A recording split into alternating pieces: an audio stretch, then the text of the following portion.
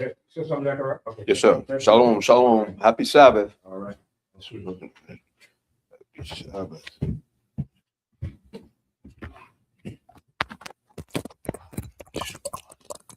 All right, shalom, shalom, shalom, everybody. Shalom, shalom. We're going live. We're going now. Shalom to my people. Shalom, all Israel. Foreigners. Shalom to everybody. Happy Shabbat. And this Shabbat day is a cold day in Babylon the Great. All right. It's supposed to snow. Snow's supposed to be coming. It says snow, plenty snow, winter storm. All right. So all these things are happening in the latter days, the end time. So regardless of what happens, we still give praise and glory to the Most High on this Shabbat day. And I say hallelujah, hallelujah. All right, let's prepare ourselves, be in preparation. Make sure you have food, water, canned stuff, and prepare. Always be prepared. All right, even though the Most High is going to maintain and look out for us, we still got to prepare and be wise. We have to be like the 5 wise virgins, prepare at all time. And always put our faith and trust in the Most High, because ain't nothing and no physical entity, no political party, no militia group, no individual group is going to save you, but the divine intervention of the Most High that's going to save us in these last days. And as you can see, this my topic today is what's coming will change the mindset of an atheist.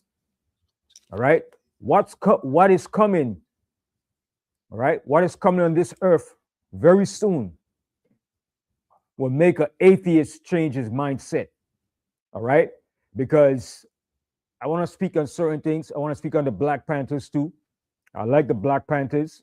They're very good. They were beneficial for our people. All right? They stood up. But one thing you have to understand, a lot of people don't know about the Black Panthers. About 90% or more of them were atheists. They didn't believe in the Most High. They didn't believe in the Most High. They believed they could do it on their own power and with their own wisdom and with their own unity as a people. But it doesn't work like that. Because what you got to understand too about the Black Panthers, all right? The Black Panthers got support from a Japanese judge that was able to give them the weapons that was provided to them. All right. A lot of people don't know that. It was a Japanese judge, all right, that supplied the Black Panthers with the weapons that they had. They couldn't just get those weapons just like that. But being that he was a progressive judge and he took up for the cause of the Black Panthers, I think he was in the military too. He was able to provide the Panthers with the weapons that they received. Also, too, I'm not knocking it or destroying the Black Panthers. I like what they did. But the Black Panthers also stood for oppressed people of non-white that were being oppressed by the oppressor, which was the white man. Okay? So you just can't say the Black Panthers are only for Black people. Yes, they were for our people, but they also stood for people that are being oppressed by the same oppressor. Because you have to remember, Fred Hampton joined up with the Brown Berets in Chicago and became a phenomenal unit together. They worked together. It was Puerto Ricans that helped form the Brown Berets with the Black Panthers under Fred Hampton that created one of the strongest movement in that era to fight against the resistance and the oppression of the system of the government. So you can't say the Black Panthers were just only for us African Americans. They stood for some of the oppressed people that are fighting against the same oppressor. Go back and check that. I forgot his name, but he was a well-known Brown Beret that teamed up with the Black Panthers with Fred Hampton in Chicago. Okay, and they achieved a lot. They got buildings, all right. They got certain place of residence to help the people who are being oppressed in Chicago, and they were mainly Puerto Ricans. Okay. I know some people say, oh, the Black Panthers didn't care nothing about Hispanics or Latinos. That's not true. You understand? Yes, they stood for the foundation of their people, but they also stood for those that were being oppressed by the same oppressor. And I gotta understand that. Another thing too, I want to touch on too, like the FBA groups claim that they're only for Black people. But let me get something straight too, put something out there too. I know it's going to ruffle a lot of feathers. Hip hop originated here in the United States, yes. But the founder of hip hop was who? DJ Herc up in the Bronx, 1520 Cedric Avenue. And where was he from? He was from Jamaica. He was a Benjamite. He started the hip hop movement, him with Scott LaRock. Then after that, Africa Bombada and all these different groups, Grandmaster Flash came in. Yes, hip hop was generated here in America, but it was started by a Benjamite, DJ Herc from Jamaica with the big sound system. Judah was not into the big booming hip speaker system. That came from Jamaica when they were toasting on the mic. Okay, and he brought that here. But being that he couldn't bring that Jamaican culture, he fused it with the Black American culture and hip hop, and he became great with that. So you gotta go back and remember, hip hop was fused by Judah, Black Americans, Benjamin, and Ephraim, Puerto Ricans. You can't isolate those groups. If you do that, you're being intellectually dishonest and biased. It was a collaboration of Black Americans, Judah, and Ephraim. Okay, and some of your top hip hop artists were so-called Jamaicans, Benjamites. Okay, Busta Rhymes. Who else? Slick Rick? No. Slick Rick. Biggie Smalls. Biggie is a Benjamite from Jamaica. But huh? The brother Shine, who took up like a big name. Shine, yeah, he's from Belize. But that's a fusion of Caribbean mixture. All right. So a lot of your hip hop artists are from the Caribbean islands, and you can't exclude that. But they blended it with a Black Americans mixture of music because they grew up here. But for you to isolate that, you're being totally biased. All right, you're being intellectually dishonest. You understand? So it's a collaboration of these three tribes together because we blend. We're different tribes, but we're the same people. We got the same rhythm, we got the same vibes. And you can't do that. Okay? So you got to remember, hip hop started here in America, but it was started by DJ Herc up in the Bronx. And he was from Jamaica. And he started with the turntable and the speaker box. And he got that that came from Jamaica, where the Jamaican reggae artists were toasting on the mic with a big booming sound. Okay? Judah wasn't doing that here. Benjamin brought that here with a big speaker system and with the turntables. Okay? And he would mix, and what he did, he incorporated James Brown and all the R&B music, because Benjamin grew up in R&B music in the islands. When I came up on Michael Jackson and all the R&B music. That's what we came up on. Okay, what's his name? My favorite song pertains to a change is gonna come. What's his name? Sam Cooke. Sam Cooke. I grew up on Sam Cooke. I love Sam Cooke. My mom grew up on Otis Redding, Percy Sledge, and all these guys. You could go back. Okay, Otis Redding, Sam Cooke, Percy Sledge, Jackie Wilson. They grew up on that. That was a culture we all came up from. But when Benjamin came here to America, they started to learn the American culture, and they fused it together. And for you to isolate that, that's not right. Okay? It's a collaboration of those three tribes, Judah, Benjamin, and Ephraim. And Ephraim played a strong component in the hip-hop music up in the Bronx. Okay, so I just want to share that out there because some people got to stop being dishonest, man. Okay, I understand the FBA movement. I understand what they're about because they're being persecuted, they're being disliked by all the different other tribes, but that's prophecy. The Most High said the other tribes will try to magnify themselves against Judah, but Judah have to come in as a big brother now and share the understanding of that. You had a lot of Puerto Ricans in the struggle, but you don't see that. Okay, even what's his name, Felicio Luciano, he was a brown beret in the movement. Okay, you had a lot of Puerto Ricans in the movement for the struggle too, but it wasn't much. But you can't isolate them. Yes, the Black Panthers stood for Black America and for the freedom and the liberation of our people against the oppression, but they also represented the oppressed people too, because Huey Newton, his philosophy was based upon who? And from who? It was based upon Chairman Mao Zedong. They were communists. That's where he got his idea and philosophy from. He got the book. They gave props to Chairman Mao. Okay? And they brought some of that communist understanding in the movement. So people have to go back and check things out. But yeah, but the Black Panthers were atheists. Huey Newton, Bobby Seale, Everett Cleveland, Dillard, a lot of them were atheists. But what was ironic about it too, and I like the Black Panthers, but when Huey Newton, when he was shot and killed by some drug dealer, you know what was his last words before he died? His last words, I'm paraphrasing what he said. He said, "You could kill my body, you could kill me, but you can't kill my soul. My soul live on forever." Where did he get that from? If he's an atheist, where did he get that saying from? Where did he get that saying from? It came from the Bible. If he's an atheist, why would you use those words? You understand? Everybody claims to be atheists, but when the time of judgment comes, the last breath, it goes back to either a quote or a phrase from the Bible. I'm paraphrasing what he said before the last words before he died. He said, "You could kill me, you could kill my body, but you can't kill my soul." He said, "My soul live on forever." And that's in the Bible. That's in the book of Matthew 10:28. Yahushua said that. "Fear not them that could kill the body, but him that could kill the body and the soul and keep it and put it in hell." That's who you're supposed to fear.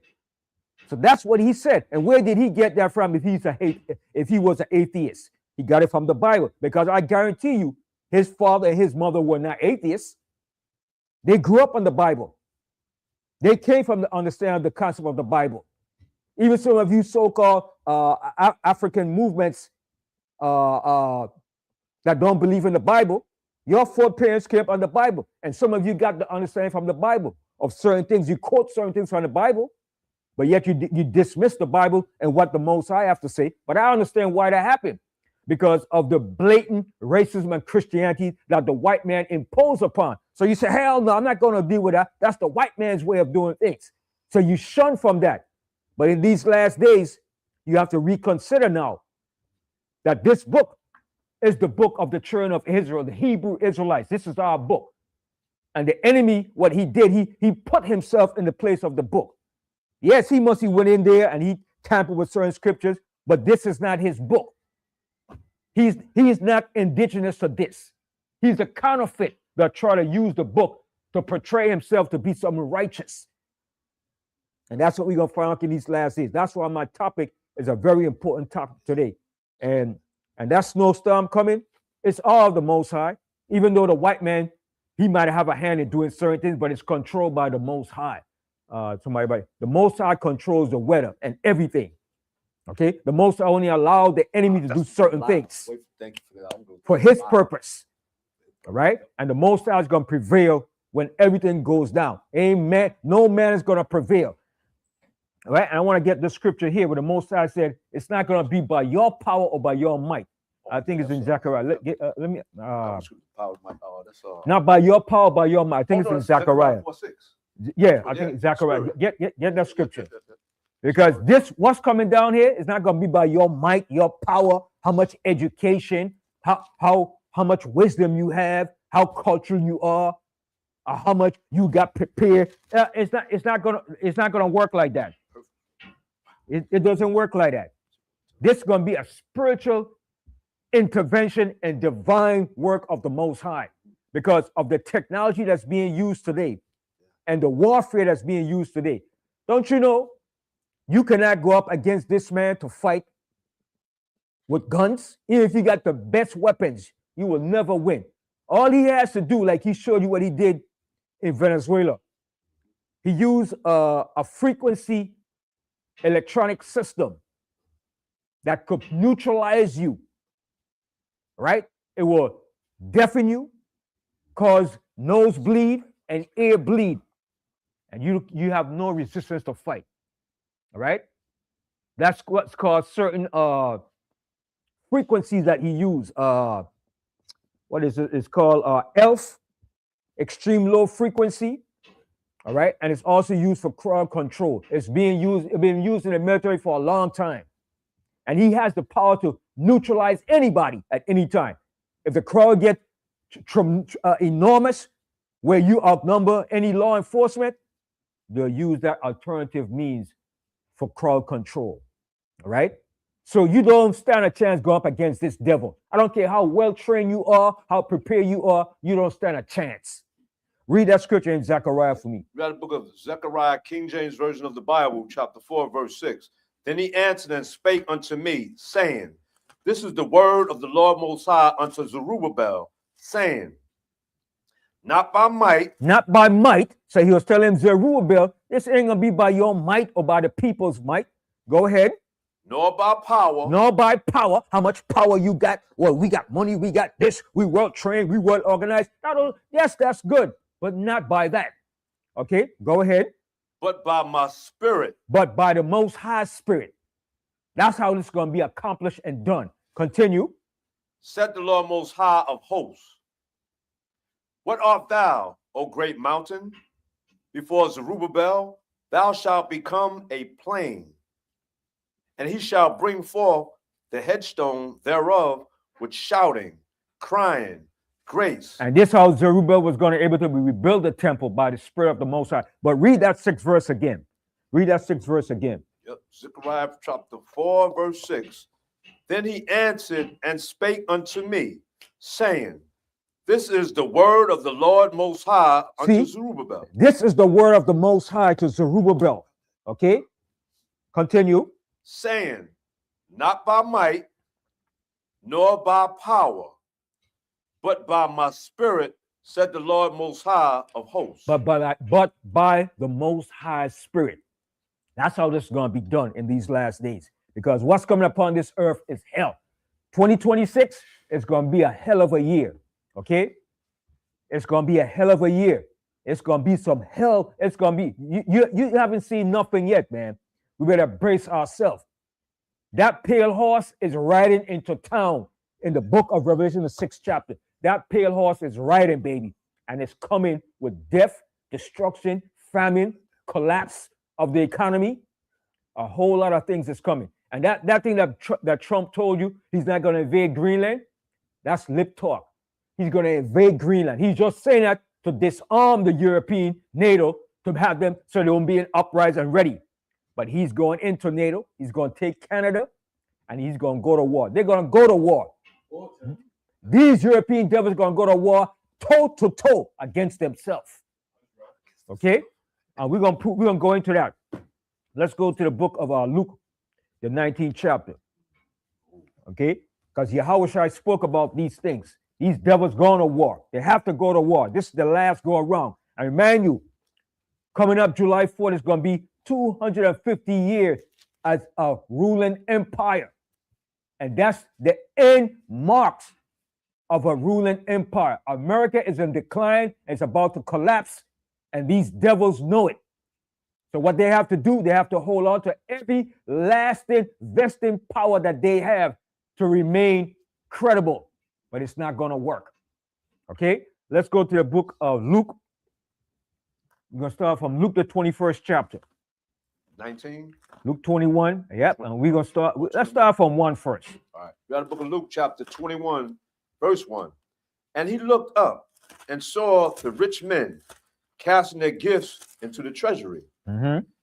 And he saw also a certain poor widow casting in thither 2 mites. So she cast in the little that she had.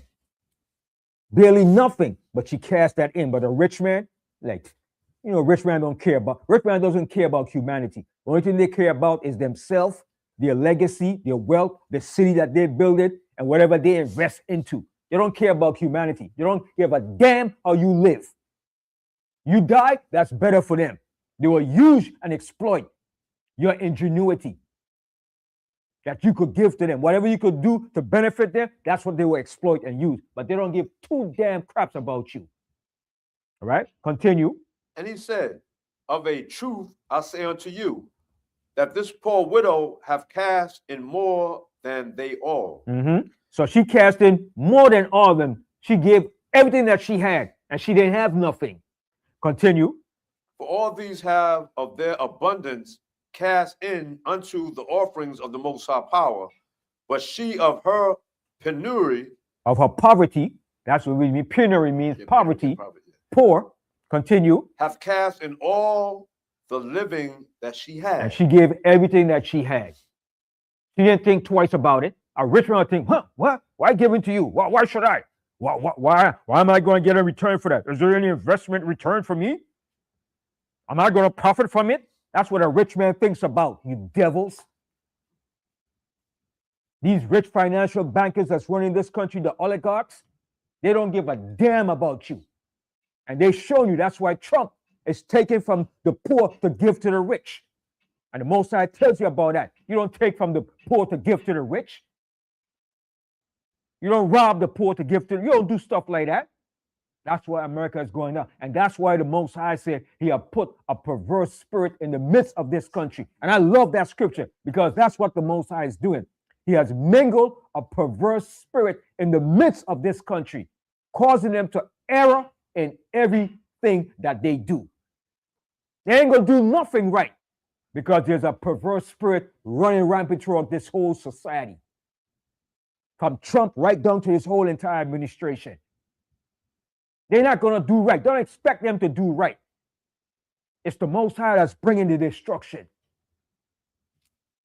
Yes. I want to say, Tim, you said that's one thing. Remember you said about spirit? We just read it. That's what I want to say. Continue reading on. Spirit, yeah. That's Luke 21, verse 5.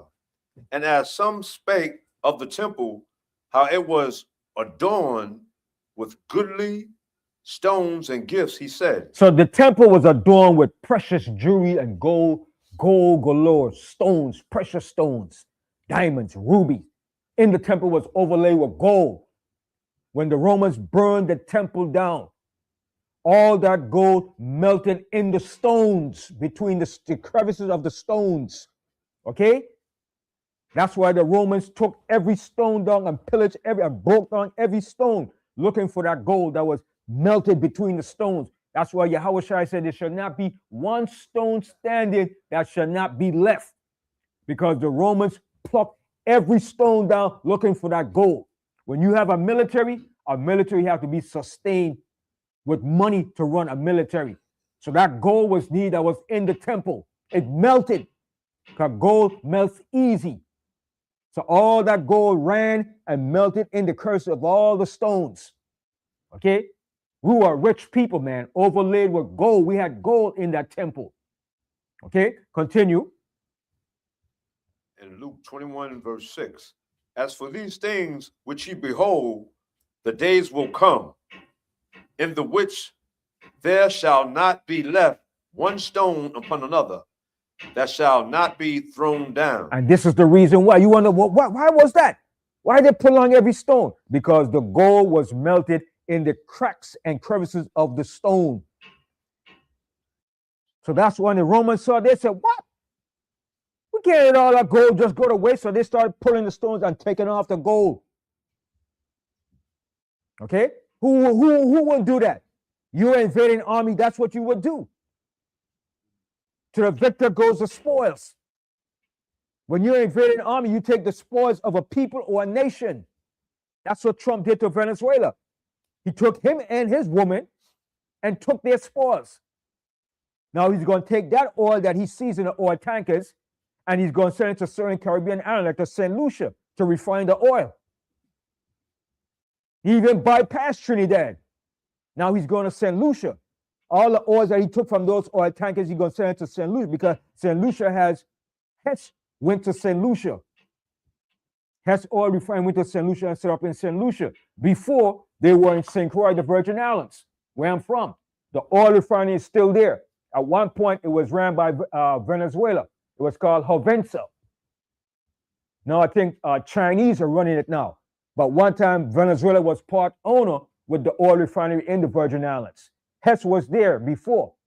Then Hess left, and Hess made billions of dollars when he was there. Okay? Billions of dollars. Hess oil refinery in the Virgin Islands was one of the top 10 oil refineries. And out of the top 10, it was doing, the output was more than the top 5 oil refineries. Okay? They refined all the raw oil. Okay? So when Hess left, then Hovensa the name became Hess with Venezuela oil. So Venezuela was running it. Then when Venezuela left for some reason, something happened. It was like a partnership with the Chinese. Okay, so Hess went to St. Lucia and set up an oil refinery over there. So that's what Trump is doing now. He's taking the spoils from Venezuela, and now he's going to send it to St. Lucia. All the oil in that oil tankers, that's millions of oil. Okay, so like that's the old saying: to the victor goes the spoils of war. And when America goes down, it's going to be spoiled. Okay, when we fell, we were spoiled by the Romans. Continue. Now, Luke chapter 21, verse 7. And they asked him, saying, Master, but when shall these things be? And what sign will there be when these things shall come to pass? So they want to know when was this going to happen? Mind you, what he spoke to them, when he spoke these words to them, this was spoken 2,000 years ago. And maybe about between 30 and 40 years after the temple was destroyed. And what he was going to tell them, you're going to see about wars and rumors of wars and all these things. But the end is not yet. The end wasn't back then. But is the end now? Yes, because we're 2,000 years into the future from when he spoke these words. So if the end wasn't back then, when has to be the end? Now, in the times that we're living in, this is the end. We're in the end now. This is it. Ain't much to go. 2,000 years ago, we had a long way to go. That's why he said the end wasn't yet. But we're going to read about it. Continue. Read it on. Yeah. Luke 21, verse 8. And he said, take heed that ye be not deceived. For many shall come in my name, saying, I am Christ of Mashiach, and the time draweth near. Go ye not therefore after them. From that time, even up until this present day that I'm speaking. And we have seen this before. All right, continue. But when ye shall hear of wars and commotions, be not terrified. So we're not supposed to be terrified why Trump is doing these things. Why are these things happening? Because Yahushua told us these things are going to happen. All right, continue. But these things must first come to pass. It must come to pass. It must first come to pass. It has to be fulfilled. It has to be done. Nobody can stop it. I don't care how much peace protest you do, how much you plead, you singing and praying in church, you're not going to stop what's coming upon this earth. It has to come to bring about our redemption and salvation and to destroy the wicked. Continue. But the end is not by and by. But the end wasn't then when he spoke it, but now this is the end. We ain't got another 200 years, 100 years to see these things. We're living in it right now. We're witnessing what's taking place, what he spoke about. Continue. Then said he unto them, nation shall rise against nation. And that's going to happen. The white man over here is going to rise against his European brothers. And he's going to fight against them. Continue. And kingdom against kingdom. Kingdom against kingdom. Different kingdoms fighting against different kingdoms. America is going to fight against Greenland and the European nations, NATO. And eventually, NATO and the European nation is going to have the upper hand against America. And the scripture said they're going to burn the whore. They're going to burn this whore. They said they're going to eat her bread. They're going to lay a wound under her. And then they're going to burn this whore. That's the future. That's what's coming. So 2026 from here on is not going to look good. We got to brace ourselves. We ain't seen nothing yet. It's going to heat up. And our faith have to be stronger in the Most High in these last days coming up, man. Like I said, my subject is what's coming is going to make an atheist change their mindset. So if an atheist is going to change his mindset, what kind of mindset do we have to have that's in the faith? It has to be stronger. All right? Continue reading on. Luke 21, verse 11. And great earthquakes shall be in divers places. And that's what's happening. That's what's happening. Continue. And divers places and famines and pestilence. And who? Famines? Famine. We ain't seen no famine. The famine is coming. When this economy collapses, you're going to see famine. Okay? When they start with these tariffs, you're going to see famine. So start preparing now for food. If you have a farm or live backyard, grow your own food. But start preparing again canned goods, perishable canned goods, and keep water. That's the most important thing. Stock up in your little tuna, salmon in the can, and stuff like that. Beans, black beans, red beans. All right? Start preparing for those things. Lentils. Okay? A whole lot of lentils. Lentils go a long way, man. Okay? Lentil beans. Okay? Start preparing, but don't go crazy. But make sure you have enough that you can withstand in case something real tragic goes down. The power line goes down, the grid, a big major storm. Make sure you have those essential stuff. Yes. It's good to fast too. Fast, right. Fasting prepares you for what's coming. Because you're not going to always eat that good meal that you want to eat all the time. I want me a good square meal. I want to eat it. No. You have to start reducing the intake of food to prepare yourself. Okay? And fasting is good.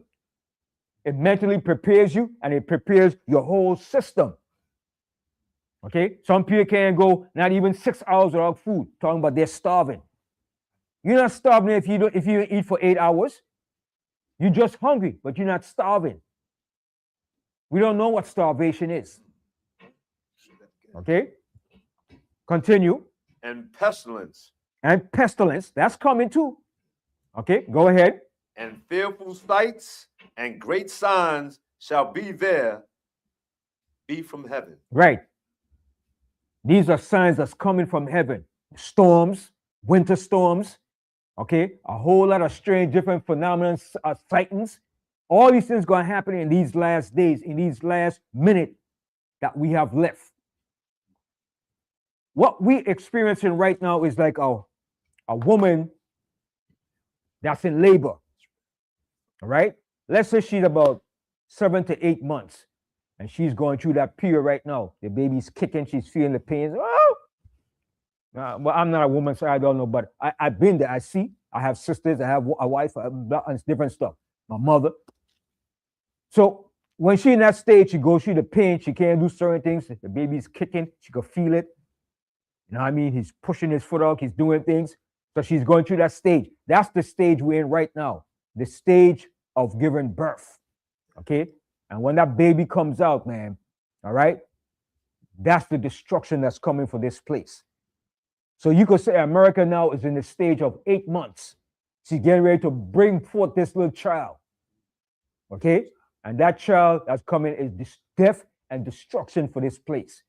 That's why Yahushua, the Most High, gives a parable about a woman in travail. Okay? That's the stage that we're in right now with this country. In great travail. All right? Continue. Verse Luke 21, verse, let me see. Verse 12. 12, yeah. But before all these, they shall lay their hands on you and persecute you, delivering you up to the synagogues. And that's what they did to the disciples back then. And it's going to happen again in these last days too. All right, continue. And into prisons, being brought before kings and rulers for my name's sake. And it shall turn to you for a testimony. Settle it therefore in your hearts, and not to meditate. Not to meditate before what ye shall answer. See? So when that time comes, we don't have to meditate. Oh, I gotta say, it's gonna come. The Most High go, boom! You're gonna put that spirit right in your mind, and you're gonna say what He wants you to say. You're not gonna say your own words, because your own words could get you in trouble. You have to say, "Thus saith the Most High." What the Most High is gonna do. All right? Yes, the Most High is gonna use us, but it's gonna be done through the power of the Most High, not our own physical brute power and strength. Continue. For I will give you a mouth and wisdom, which all your adversities shall not be able to gainsay nor resist. Mm-hmm. And you shall be betrayed both by parents and brethren and kinfolks. And that's going to happen in these last days. Some of your own family members and people that you know is going to betray you. And that's the worst thing that could happen to you, when you're betrayed by your own loved one and your own family members. But it always starts there, those closest next to you. All right, read that verse again. Luke 21, verse 16. And ye shall be betrayed both by parents and brethren and kinfolks and friends, and some of you shall cause to be put to death. You understand? And somebody going to cause you to be put to death too. Because when it comes down, everybody doesn't have the same fate. And because they don't have their fate, they're going to say, no, I got no. And they're going to give in. All right? Yes. That will say pertaining to that. Remember now, it's the whole boy's time. If you're not walking in the Most High Spirit, if you're not walking in the plans or in the fate of the Most High, you're going to do anything. You're going to give in. You're going to sell out. And anybody that's around you, you're going to say, well, no, I'm not part of that. The Most High said the hour of temptation is going to come to try you upon the earth. Remember Biden was telling you when he was in office? How you think Biden knew that? Because Biden knows the plans of what the elites. He said, dark days are coming. There's going to be some dark days coming. Why was he telling you that? Because they know what's coming. The elites already told them what's coming, but he couldn't tell you exactly. But he was letting you know dark days are ahead. The dark days are here now. It's coming. And Trump is only speeding up those dark days. Why? Because the Most High allowed him to speed up, to bring the destruction of this place down and to bring our deliverance and redemption. That's what you have to see now. Stop talking about, I'm going to uphold America. I'm going to fight for her. No. Sit back and let the Most High do his thing. Don't get involved in that crap. Now, another thing I want to put out there too. A lot of people are saying that ICE was, when ICE was doing all that raid, they were locking up illegal immigrants. That's not true.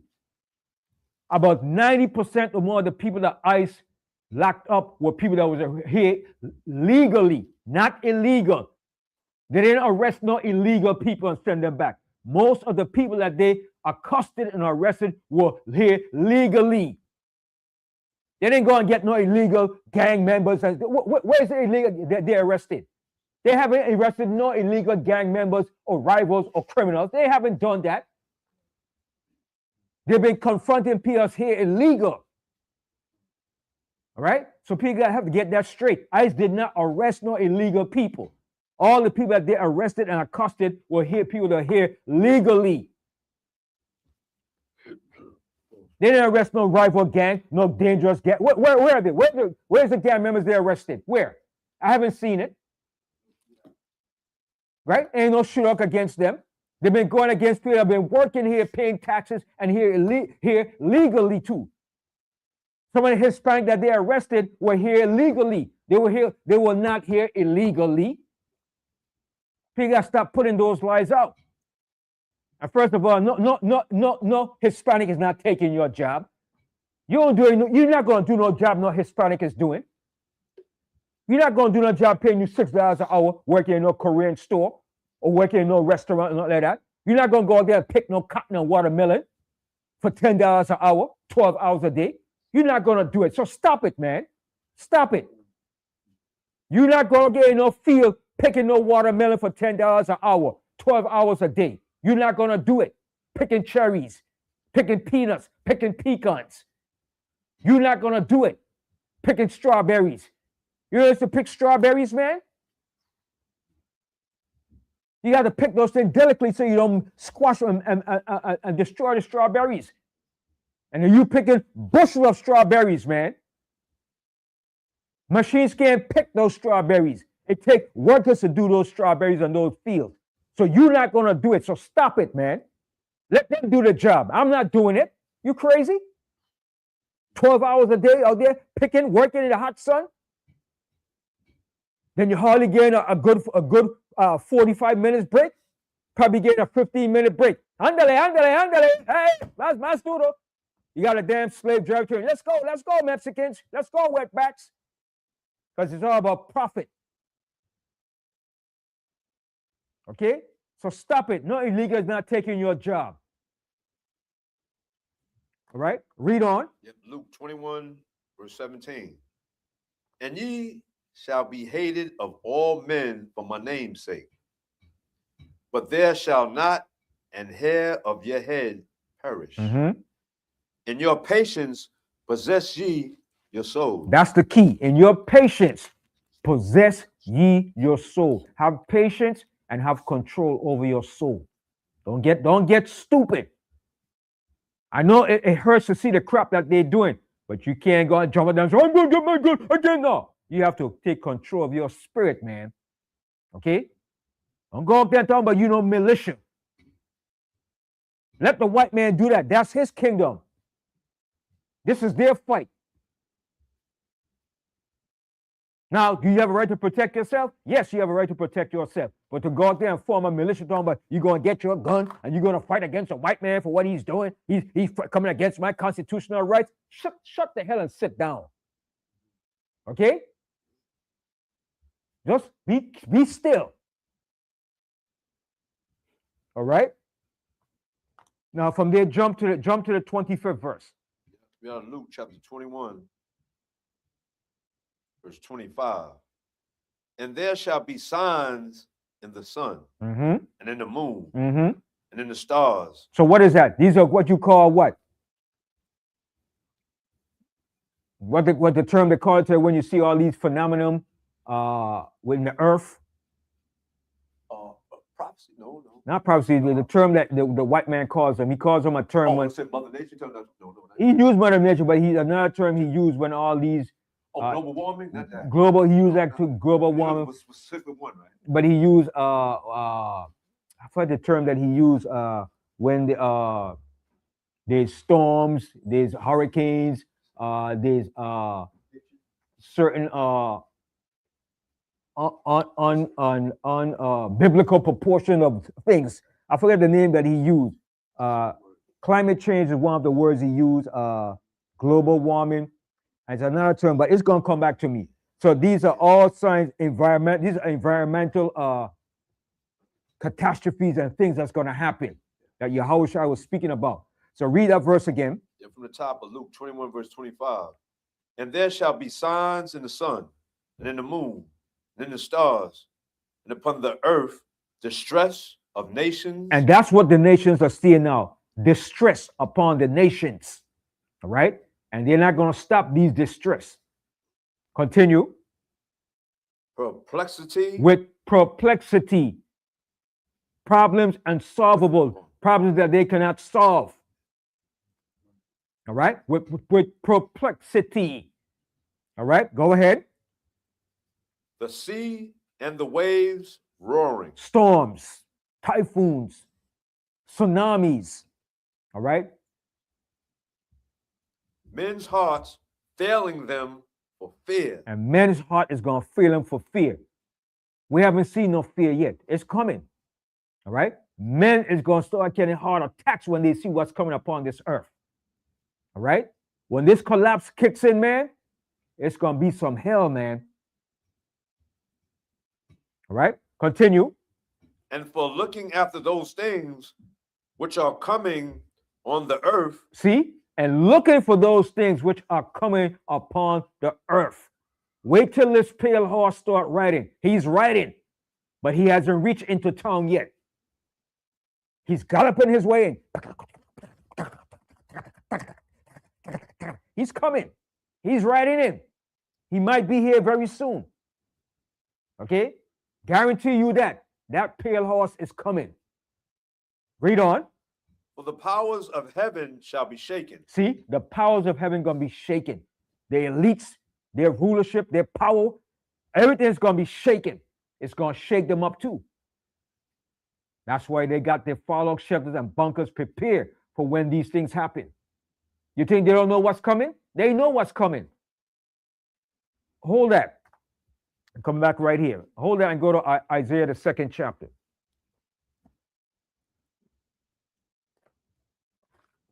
The book of Isaiah, chapter 2, verse. I'm going to tell you right now.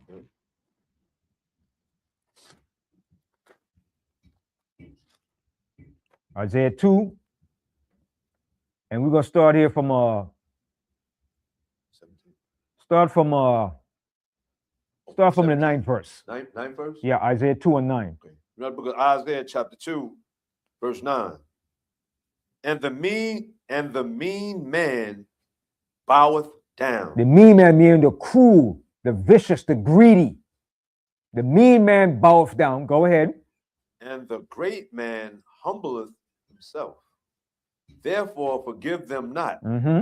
Enter into the rock and hide thee in the dust. See, what is that talking about? It says, enter into the rock and hide thee in the dust. What is the rock? About what you just talking about, right? The bunkers and stuff. Right. The rock is the bunkers and the fallout shelters they have underground. They're preparing for this because they know it's coming. Trump is preparing for it. The elites are preparing for it. They know what's coming. And they're going to try to hide and run. But the Most High said he's going to get Leviathan and he's going to get everything to grab them up and bring them out. The Most High said they try to hide themselves in the Mount Carmel. They say his hand is going to drag them out. And they go into the bottom of the sea. He's going to get Leviathan to drag their behind out. They could run, but they can't hide. They're going to slavery. They're going in chains and they're going in shackles. Every last one of them. Read that verse again. Read from chapter 2, Isaiah chapter 2, verse 9. And the mean man. No, read 10. Read 10. Read 10? Oh, 10, okay. We got Isaiah 2, verse 10. Enter into the rock and hide thee in the dust. For the fear of the Lord Most High and for the glory of his majesty. For his majesty that he's coming with the power. Yes, Judah. Yes, man. Shalom. Shalom.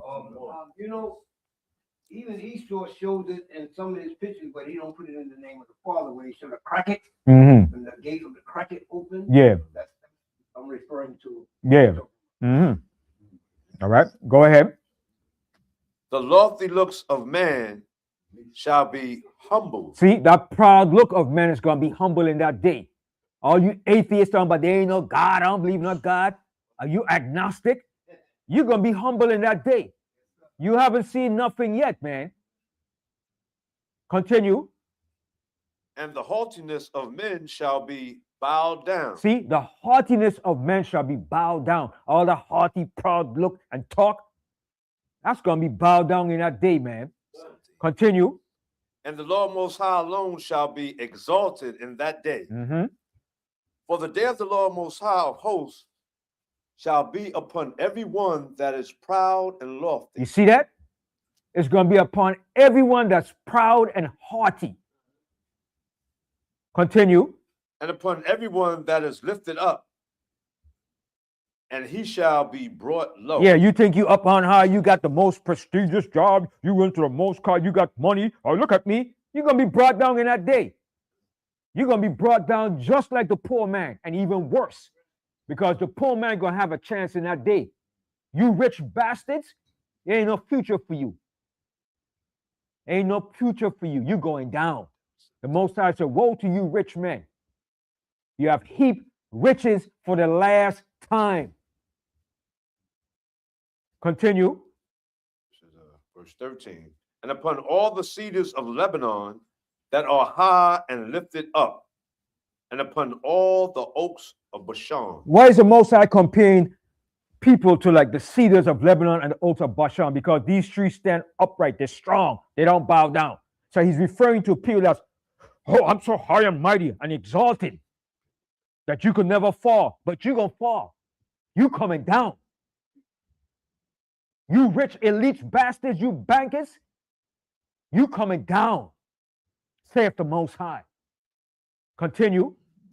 And upon all the high mountains, and upon all the hills that are lifted up, and upon every high tower, and upon every fenced wall, and upon all the ships of Tarshish. Yeah, all the great ships that you have out there, your big ocean liners, your big oil tankers, all that is going to be brought down. You're going to lose it. Continue.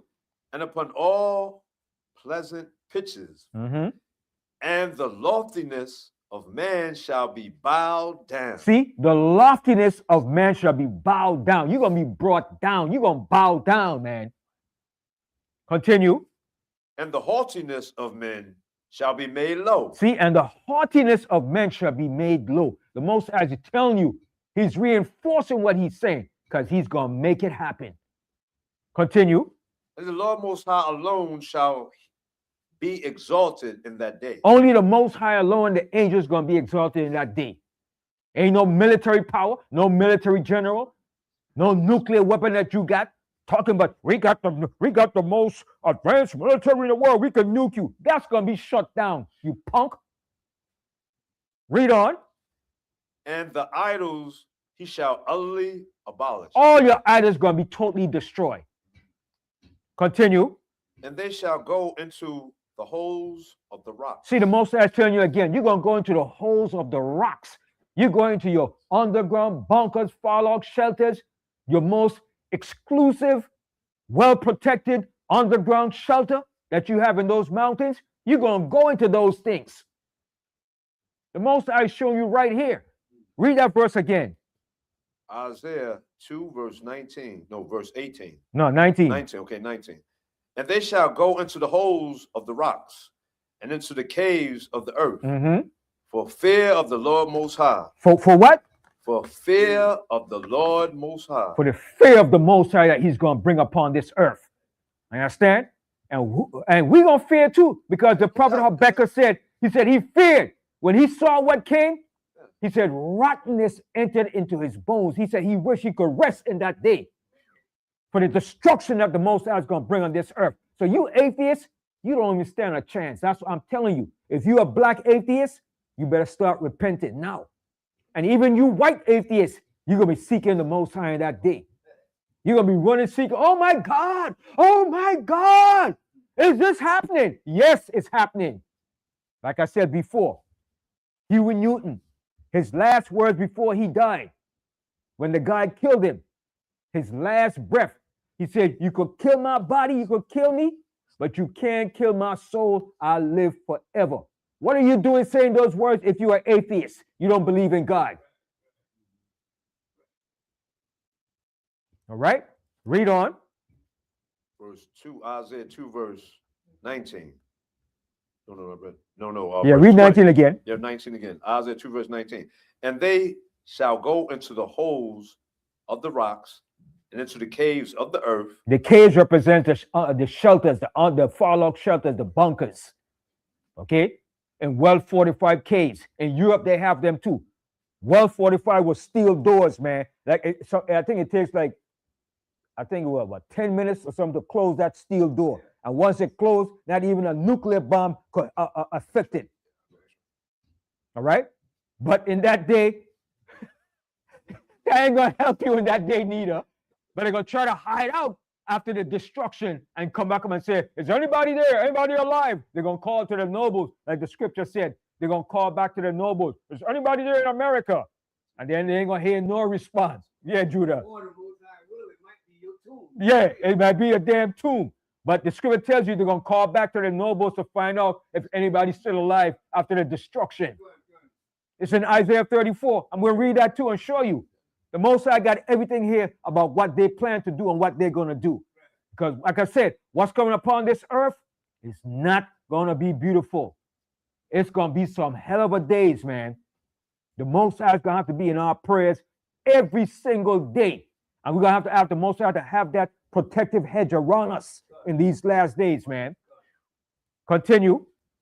For the fear of the Lord Most High and for the glory of his majesty, when he ariseth to shake terribly the earth. What the Most High is going to do, and the angels, when he ariseth to shake terribly the earth.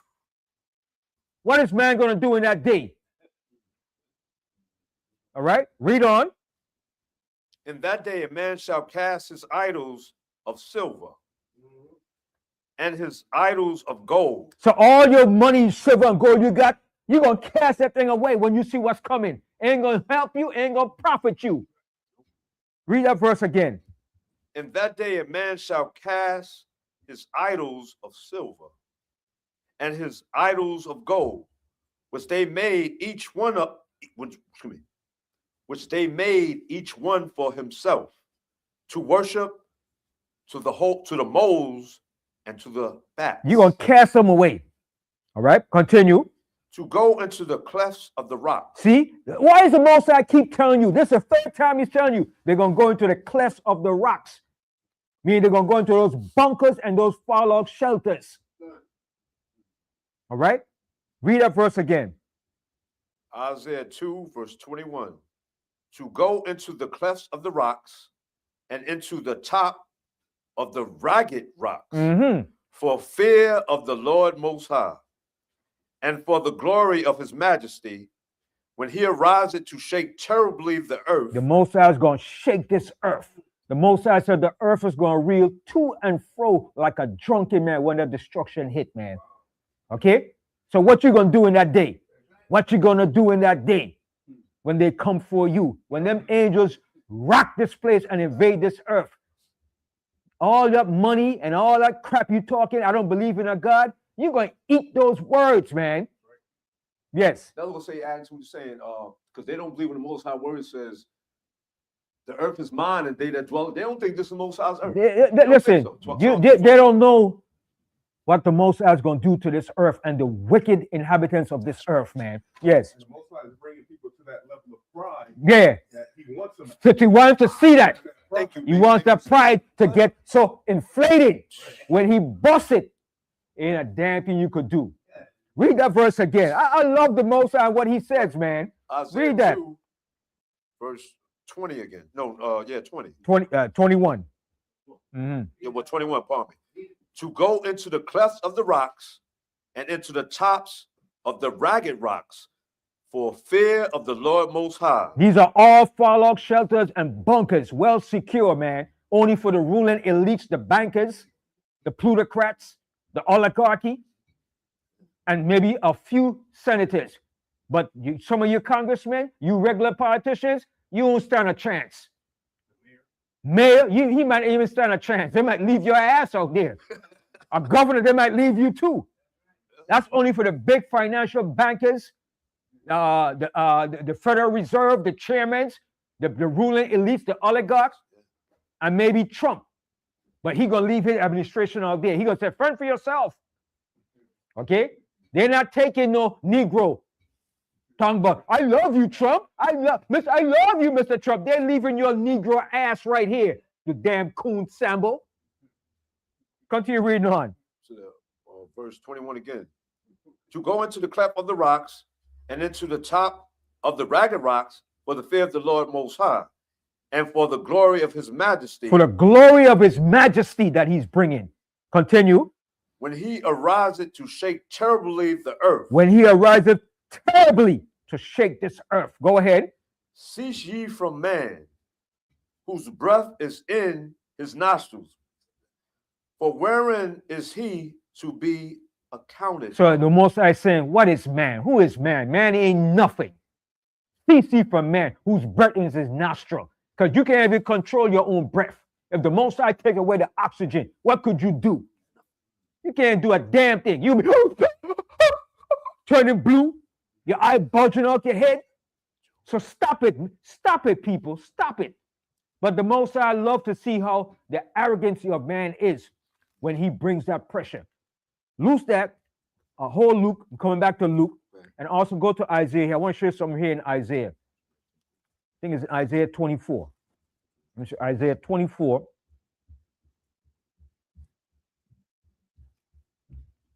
And start here from Isaiah 24. You'll read the first and second verse. The book of Isaiah, chapter 24, verse 1. Behold, the Lord Most High maketh the earth empty. And the Most High is going to make this earth empty with the destruction that he's going to bring. Go ahead. And make it waste. And he's going to make it waste. Go ahead. And turn it upside down. He's going to turn this earth upside down. He's going to renew this earth. Get rid of all the destructive pollutant chemicals and everything that's destroying this earth. He's going to turn it upside down. Just like when you turn up your soil upside down and you change the soil to rejuvenate and change it, the Most High going to turn this earth upside down and cleanse it. Yeah. And that refers also to gravity. Yeah. Right. The Most High is going to shift everything up. And he's going to turn this thing upside down so he can remake it over again because this earth is polluted. It's destroyed. Continue. And scattereth abroad the inhabitants thereof. Go ahead. And it shall be as with the people. It's going to be with the people. Go ahead. So with the priest. It's going to be with the priest. Go ahead. As with the servant. It's going to be the same thing with the servant. Go ahead. So with his master. So with his master. Go ahead. And with the with the maid. Mm-hmm. So with her mistress. Mm-hmm. As with the buyer. Go ahead. So with the seller. As with the lender. So with the borrower. As with the taker of usury. So with the giver of usury to him. Paul. So everybody's going to be affected by this. Ain't nobody's escaping this. Read the next verse. The land shall be utterly empty and utterly spoiled. For the Lord Most High hath spoken. The Most High have spoken this word. The Most High have spoken it. And I stand by that and I die with that. The Most High have spoken this word. Now jump down here to the 13th verse. Isaiah chapter 24, verse 13. When thus it shall be in the midst of the land among the people, there shall be as the shaking of an olive tree. You see, when you shake an olive tree to shake the olives off the tree, the Most High has given an example what's going to happen when he comes back and he rocks this earth. When those nuclear bombs are ignited and set off. Boy, we haven't seen nothing. Ain't nothing could save you in that day but the power, the divine intervention of the Most High. Okay, go ahead. And as the gleaning grapes, when the vintage is done, they shall lift up their voice. They shall sing for the majesty of the Lord Most High.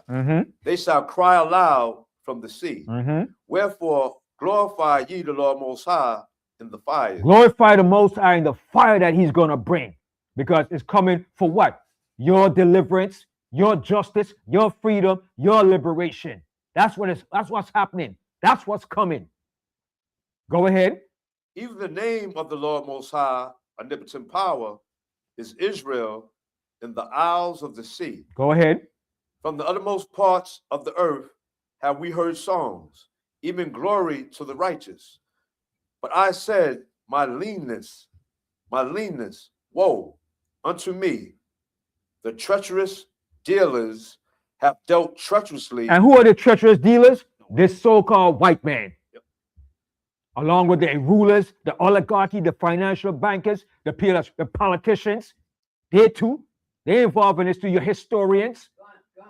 They're involved in this crap too. Yes. That's why that Edomite shot that bank owner. Yeah. Because he knows. Yeah. They're all part of this corruption and evil that's going down. All right. Continue.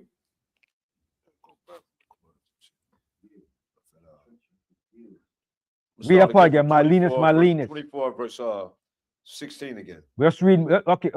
Read 16 again. Yes, sir. It says, from the utmost part of the earth have we heard songs, even glory to the righteous. And that's the songs we're going to be singing to the Most High in that day. We ain't going to be singing no stupid damn hip-hop rhythm R&B music. We're going to be singing to the Most High. Thank you, Most High. Praise you for his deliverance. Hallelujah, Most High. We praise you, oh Most High. We ain't going to be singing that stupid song with Nicki Minaj crap. Or no stupid dumb rapper Lil Wayne. We ain't going to sing none of those songs. None of those songs going to be funny in your mouth in that day. Continue.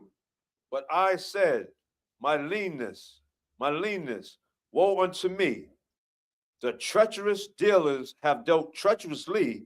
Yea, the treacherous dealers have dealt very treacherously. And they have dealt very treacherously with us and with the people in the earth, but mainly with us. And the Most High is going to return it back unto them. And you've seen it now. It's happening slowly, as surely as you wake up every day, you're seeing something happening. Continue. Fear and the pit. Fear and the pit. That's what's coming. Go ahead. And the snare. And the snare. Go ahead. Are upon thee, O inhabitant of the earth. And that's what's coming upon this earth. Fear and the pit and the snare are upon thee, O inhabitant of the earth. Fear and destruction is coming, man. Okay? Read on. And it shall come to pass that he who fleeth from the noise of the fear shall fall into the pit. What's the noise of the fear? The destruction from that nuclear destruction. When the angels come to take this earth down, when they come to invade it, you're going to hear that trumpet signaling. All right? You first, well, as a matter of fact, you might hear the alarm still going off here. Yeah. All right? But the angel's going to sound that trumpet, man. It's going to be a sound that you have never heard in your life. And when you hear it, you're going to know it's coming from the Most High. Then the devil here is going to sound his alarm.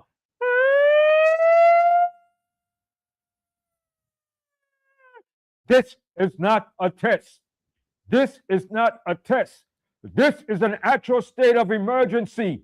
The United States of America is under attack from unseen forces. Boy, you're going to hear your phone going off, your TVs.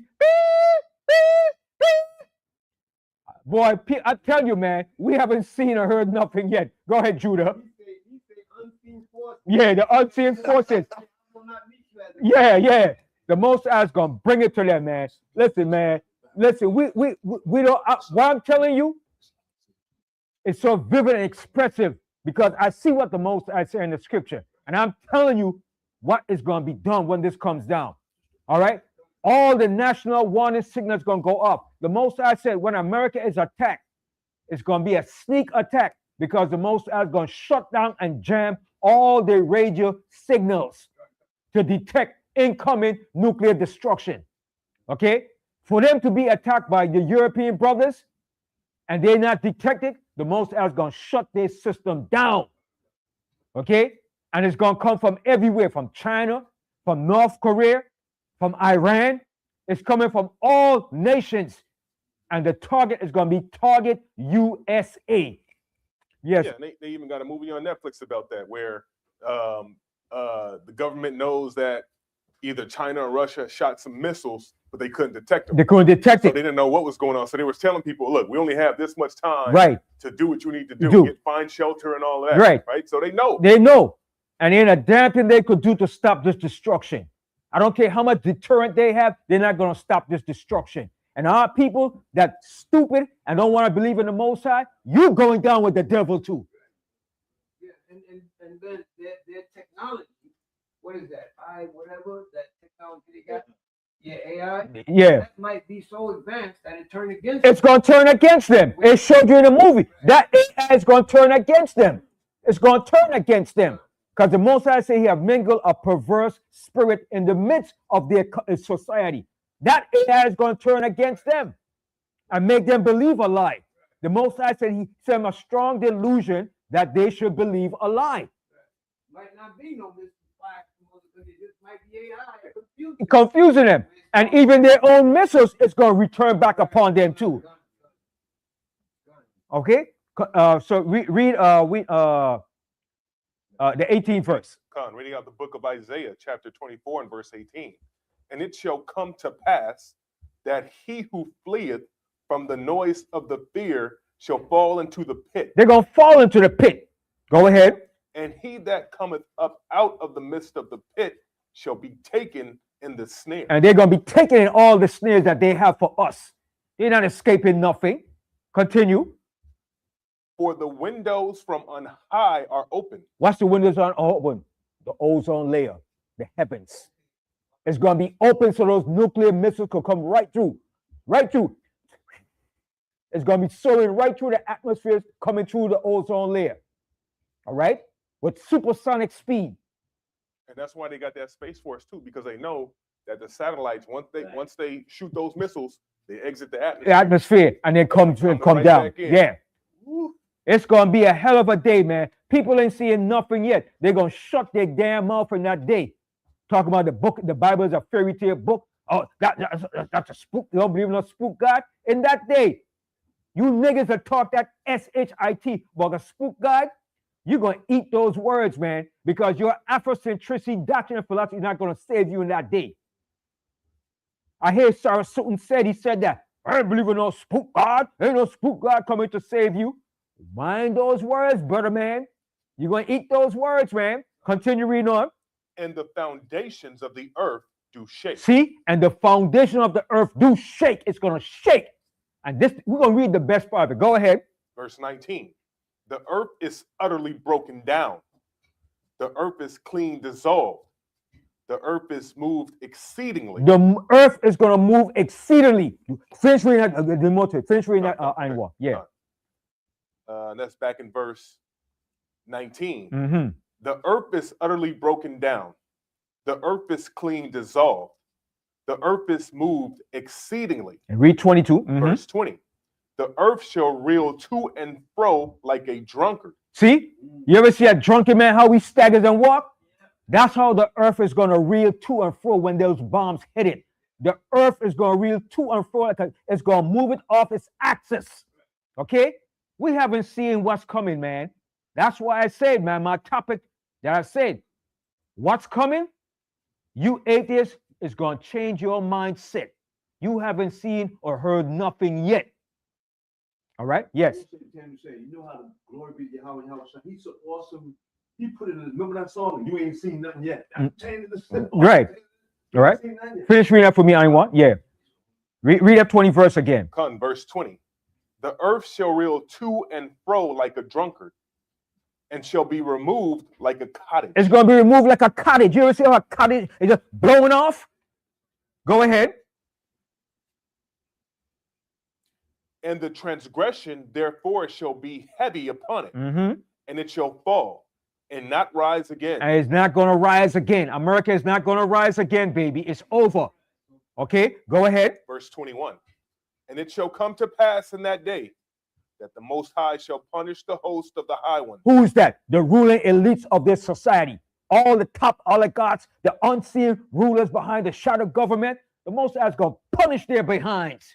Read on. That are unhigh, Mm-hmm. and the kings of the earth upon the earth. The kings of the earth, Trump and whoever is there next. But I think Trump is going to be there for the destruction. That's just my opinion.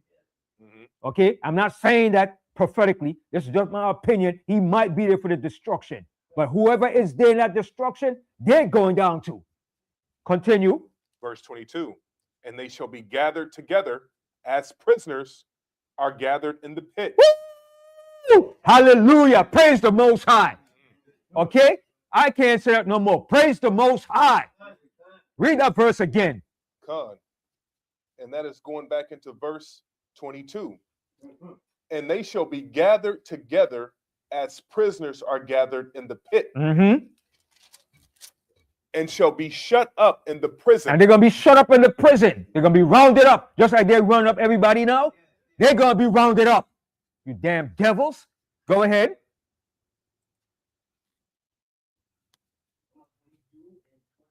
Let me read that again. Let me read verse 22 again. Mm-hmm. And they shall be gathered together as prisoners are gathered in the pit, and shall be shut up in the prison. And after many days shall they be visited. And why are they going to be visited? For what? They're going to be visited after they run up in prison. And this is what we're going to do to them. Go ahead. Verse 23. Then the moon shall be confounded, and the sun ashamed, when the Most High of hosts shall reign in Mount Zion and in Jerusalem, and before his ancients gloriously. Right. So when they say they shall be visited, they're going to be visited with death. They're going to be brought and put the judgment upon them. All right. So now let's go back to Luke 21 now and finish Luke 21. I got a good bit more scripture to bring forth. All right. Go back to Luke 21. But I want to show you too that when they try to hide into those bunkers, the Most High says he's going to pull them out. Go to Amos, and then we're going back to Luke 21. Go to Amos, the 9th chapter.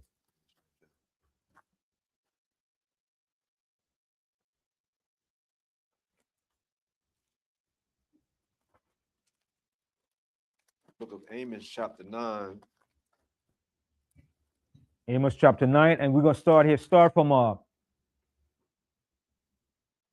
the first verse. Amos 9:1. Yep. Book of Amos, chapter 9, verse 1. I saw the Lord out of one stand upon the altar, and he said, smite the lintel of the door. So when he says smite the lintel, that's judgment. Smite it. Like he told to put the blood in the lintel in Egypt, that's death and destruction that's coming. Read on. And the post may That upon me. That the post may shake. See that the post may shake. Go ahead. And cut them in the head, all of them. And our Most High will slay the last of them with the sword. Mm-hmm. He that fleeth of them shall not flee away. So you're going to have somebody at least try to flee and hide and run, but they're not going to escape. There's no way to hide. There's no way to run. Peter Tosh sing a song. Peter Tosh was a bad reggae artist, man. And this was way back in the 80s. Peter Tosh said, I would like to be a flea under your collar. He said, you could run, but you can't hide. He said, in the day of judgment, he said, down, presser man. Where you gonna run to? Down, presser man. Where you gonna run to? He said, you're gonna flee to the rocks. The mountain's gonna be burning. He said, I would like to be a flea under your collar in that day, man. Okay? So ain't no way to run for this oppressor, man. Your day of judgment is coming. Okay? Now it's coming. It's coming quick too, man. All right? Read on. And he that escapeth of them shall not be delivered. See? You're not going to be delivered. And I know about people that think you're going to join with the white man to hide and run and do what he is doing. You're not going to escape. All right? Go ahead. Yes, I was. You know, our people, they love to claim. Yeah. Right? They want to claim on the Esau so Yeah. until you find out that this is his destruction. His destruction. Yeah. And all you African up here that claim to be what do you call RBG, African, Pan-African nationalists. A lot of you are like atheists too. In that day, I want to see your face and your expression in that day. All the shit that you talk about the Bible, you're going to eat those words, man. And you don't know what you're up against, man. You better, it's time for you to start repenting and see what's in this Bible and see what's coming. Because all of that Pan-African shit ain't going to save you. I'm telling you right now. Yeah. Yeah. And now I'm going to fall into that same pit too. All right. Continue reading on. Yep. Amos 9 verse 2. Though they dig into hell. So who is there that digging into hell? Though you dig into the earth with your bunkers and your fallout shelters. Go ahead. Read again. Though they dig into hell, then shall my hand take them. The Most High says, thence shall my hand take them. Go ahead. Though they climb up to heaven, thence will I bring them down. So some of you gonna go up in your space shuttle till you live in your what they have out in outer space. They have a space refuge out there, space station. Yeah. Oh, we got scared of destruction. We out here, and you're talking your trash. No, you not. The angels out there for you, buddy. You damn dummy. They're so stupid, man. Yeah.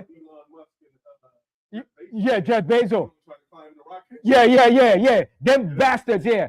And Thiel and all the rich oligarchs. Elon Musk, you're not going to hide out in the space out there. You damn the Star Wars. You damn dummy. Go ahead. And though they hide themselves in the top of the Carmel. Yeah, you're going to try to hide yourself in the chiefest place of the mountains. All right, go ahead. I will search and take them out thence. And the Most High says he's going to search and take you out thence. The Most High going to have the angels hunting you down in that day. Continue. And though they be hid from my sight in the bottom of the sea. So the Most High is telling you, and though they be hid in my sight in the bottom of the sea. Well, God can't see us down here. We're underwater. You dead dummy. You stupid. Read on. It says. Read a part again. Yeah. Amos 9 verse 3. And though they hide themselves in the top of the Carmel, I will search and take them out thence. And though they be hid from my sight in the bottom of the sea, thence will I, the Most High, command the serpent, and he shall bite them. And who is the serpent that's going to bite them? Leviathan. So who is the Most High merely referring this statement to? The Most High said, and it says, and though it says, and though they be hid from my sight in the bottom of the sea. Who goes in the bottom of the sea? Do black people do that? Nope, you don't do nothing stupid like that. It's only Europeans do that crap. Going to the bottom of the sea in some capsule, in some going down 10,000 feet. You damn dummies. Remember a couple of them did a couple of years back and exploded? Boom. Yeah. You dummies. You can't hide from the Most High. The Most High said his eyes are 10,000 times brighter than the sun. The Most High said you could go to the depths of the hell and he still sees you. All right? So the Most High said he's going to send Leviathan to pluck your behind out. Now go back to Luke 21. Luke 21, and we left off in here in the 26th verse. Luke chapter 21, verse 26. Oh yeah, I knew he was gonna go to the scripture. Men's hearts failing them for fear and for looking after those things which are coming on the earth. Mm-hmm. For the powers of heaven shall be shaken. See, why the Most High like to say shaken, because what's coming is not going to be pretty. The Most High is going to shake this earth up and the people in the earth, man. Continue. And then shall they see the Son of Man coming in a Then cloud. after all those things, you're going to see the Son of Man coming. But guess what? At the same time, while the missile and destruction is coming, Yahushua is going to be coming to make the grand appearance and deliverance. It's going to be simultaneous. The Most High said we're going to be delivered just in the nick of time. That's why the Most High said, if the righteous scarcely shall be saved in that day. The righteous scarcely going to be saved in that day. So we better have the Most High in our thoughts, in our mind, our prayers, in everything in that day, man. Because if you talking about you don't believe in no Most High, you done. It's over for you. As a matter of fact, go to the book of Jude. Hold this here. Yeah. Hold this here. We're coming back here to Luke 20. Go to the book of Jude. The book of Jude. Oh, man. Oh, boy, man. People don't know, man. They don't, man. They playing with fire, man. Go to the book of Jude. The whole chapter is good, but we're gonna read the 23rd verse. 23rd from 123. It's only one chapter. Yeah, right. It's only one chapter, right?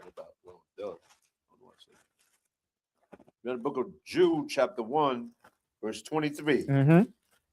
And others save with fear. So the Most High said, and others of our people save with fear.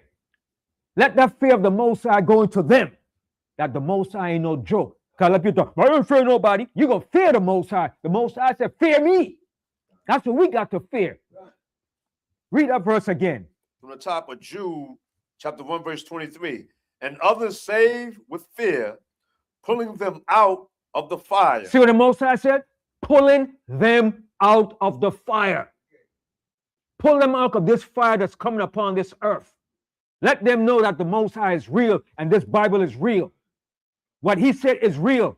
Yes, Judah. Yeah, that's what's wrong with them now. They have no fear. No fear. Talking that trap. I don't believe in nothing I can't see. I don't believe in no spook. I only believe in the natural, brother. If it ain't scientific, I don't believe it. Oh, go keep that mindset. Keep it up. Keep that energy to the end. Yeah. You know, you know, the fear, it says in the scriptures, the fear in Proverbs 8:30 says the fear of the Lord is to hate evil. They love evil. Yeah. Remember they call good evil when evil comes. Yeah. It said the beginning of wisdom is to fear the Most High. That's the first thing. Wow, that's crazy. Wisdom is the fear of the Most High, to understand that the Most High, he is everything. You don't control nothing. Yeah. And most importantly, these people don't understand that Babylon hasn't been touched before. Right. That's what they want. And when it get touched, and when things happen, it's going to take them out of there like, oh my gosh, I've never experienced this. Because America never experienced a famine, a collapse of their society where they maybe had the one in depression. But what's coming to America is going to be worse than slavery. It's going to be worse than the Vietnam War. It's going to be worse than 9/11. And all these things put together is going to make what's coming look like child's play. Okay, you thought slavery was something? In the civil rights movement, you haven't seen nothing yet. What's that part? You haven't seen nothing yet. What? America never had war come to them. Right. They always went to. They went to the war. The war never was brought to their shores. But you're going to see it this time. It's coming, baby. And it's not going to be pretty. Oh, you preaching fear. No, I'm preaching the truth. Whether or not it's fear to you, it's reality, what the Most High said. Read that verse again. Yep, from the top of Jude 1, verse 23. And others say with fear, pulling them out of the fire, hating even the garment spotted by the flesh. Even hating your garment spotted by flesh. So you have to do it to show him the fear of the Most High. Read on. Now unto him that is able to keep you from falling. And who is able to keep you from falling? High. The Most High. You don't want to fall in that day. So you have to put your faith and all your trust in the Most High.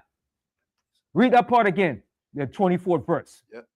Now unto him that is able to keep you from falling and to present you faultless before the presence of his glory with exceeding joy. See what the Most High is doing?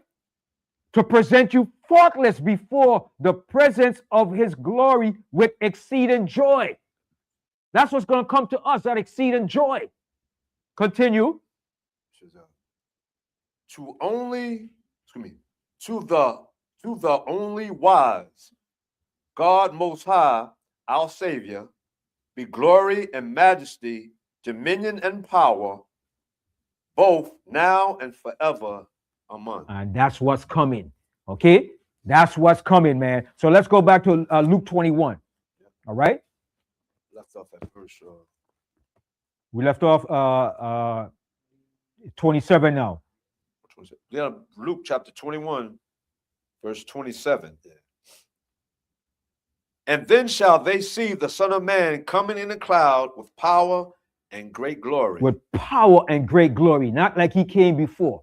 Humble, being spat upon, being hung, being killed. No, he's coming in the full majestic power of the Most High with 10,000s of angels, millions of angels. And he's coming in full glory, man. Beyond beautiful. He's spectacular, man. He's spectacular, man.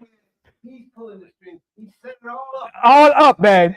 He set everybody up from the beginning end. And he had it written in a way that everybody has to play their role. Everybody is playing their lot, man. And when you read about this thing, man, I get so hyped and so energized when I read this thing because I could see this thing vividly, man, how the Most High is doing this thing, man. And I could taste it. I could feel it. It's right there, man. And nobody can tell me nothing different, man. There ain't nobody, man, could say, brother, you believe a lie. That's a myth. Listen, you wasting your time, brother. I'm in tune to this. I'm locked in. And I know this thing. Ain't no belief. I'm beyond belief, man. I know this, man. My faith is tied into this thing, man. I get energized with this thing here. People don't know, man. You understand? That's that spirit the Most High put in you. Some people can't see it, man. That's why the Most High said, not every man have faith. Okay? And man, you gotta love the Most High and to see what the Most High is gonna do. He's showing us. He's laying out his plan, what he has in store for us, man. And it took years, but it's finally coming to fruition now. Yeah, and what? Yeah. Yeah. Yeah. You know what I mean? And all the years that I've been in, man, and I just start to see this thing, man. Every year it gets closer and closer and closer. And 2026, oh my goodness, man. 2026 is going to be a showdown of a year, man. And then on top of that, some of the things that y'all learned 30 years ago that you're seeing today. Yes. It's coming more rapidly. It's coming more rapidly. Yeah. I won't say pertains to that. You know, in Isaiah, I think it's 46:10, or what you're speaking about, when he said he declared the end from the beginning. So now, what Yahushua, remember Yahushua saying, not yet, but now someone say, yeah. So much, and I mean, so man, good, man. Some people, man, get on the horse, man. Ride this horse before it's too late, man. Too late. Days of Noah. Too late. All right, read on. Yep, Luke 21, verse 28. Mm-hmm. And when these things begin to come to pass, then look up. You see what Yahweh Shai said? When these things begins to come to pass, look up. When you see what Trump is doing, Trump, let me put this out there for people. Trump is a template to what the Most High is doing. Whatever he is doing because the Most High wants him to do it. And he's showing the signs through Trump. Look, the Most High said, watch as well as pray. Because Trump is not doing nothing on his own. Oh, well, because he's a malignant narcissist. He's arrogant. But he is doing what the Most High wants him to do for his own destruction. Get in line what some people say, well, what are you just watching on what Trump is doing? Because he is what the Most High is using to show us so we can wake up and see what time it is. If you don't want to talk about Trump, he's still in the picture because the Most High said he is the hammer of the earth that he's using. Yeah, Judah. You're right on point, because even when they write a script for him to say, he can't say it. He goes for something different. The Most High got him where you gonna say what I want You just say. and that's it. Yeah. Give you a mouth. The Most High said he's using him. He's the hammer of the earth. And even Trump said it.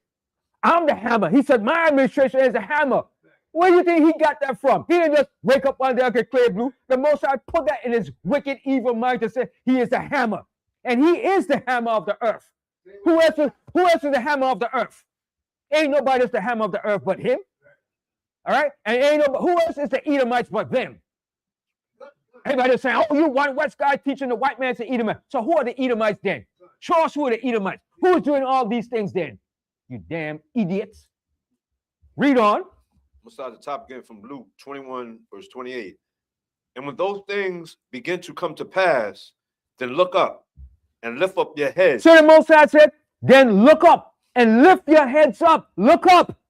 Read on. For your redemption draweth nigh. Your redemption draweth nigh. Not for us to be here another 50, 100 years in this crap. We're going home, and the Most High is going to give us a kingdom to rule forever and ever in righteousness. Your redemption draweth nigh. Continue. And he spake to them in a parable. Behold, the fig tree and all the trees, when they now shoot forth. And who is the fig tree? We're the fig tree that's shooting forth now. But he's giving us saying how a fig tree blossoms, how it comes up. We're the fig tree that's blossoming up and that's coming up and showing what's taking place in the earth. Because ain't nobody else doing it. Only the Israelites is teaching that the white man is going down and his destruction is coming. And America will be destroyed and we're next to rule. We're the only ones saying that fervently with passion. You notice, as long as we're talking about, as long as Black, Hispanic, Native Americans, we're talking about killing each other or rapping or doing something. Some foolishness. That's okay. Yeah. We talk about the kingdom. We talk about going home. It's a problem. Yeah, it's a problem. Because reality is starting to set in now. Yeah. Great. We dropping it, man. All right? The Israelites, Hebrew Israelites are the one that's putting this word up in the street. That the destruction of America is coming and our redemption is coming. And the white man is going down. And there ain't nothing nobody could do to stop it. Not even Trump. Not even his military could stop what's coming. Trump is pushing more for the destruction and not even knowing it. Yeah. Yeah. Yeah. Yeah. The fear. They're like, what? One guy from Stromer said, Trump is a tyrant. He's a tyrant. He's like, what the hell is this?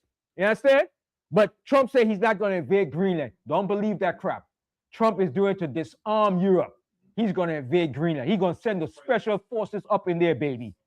The military needs some work to do. They want to do it. The military want to go out there and kill and do those stuff.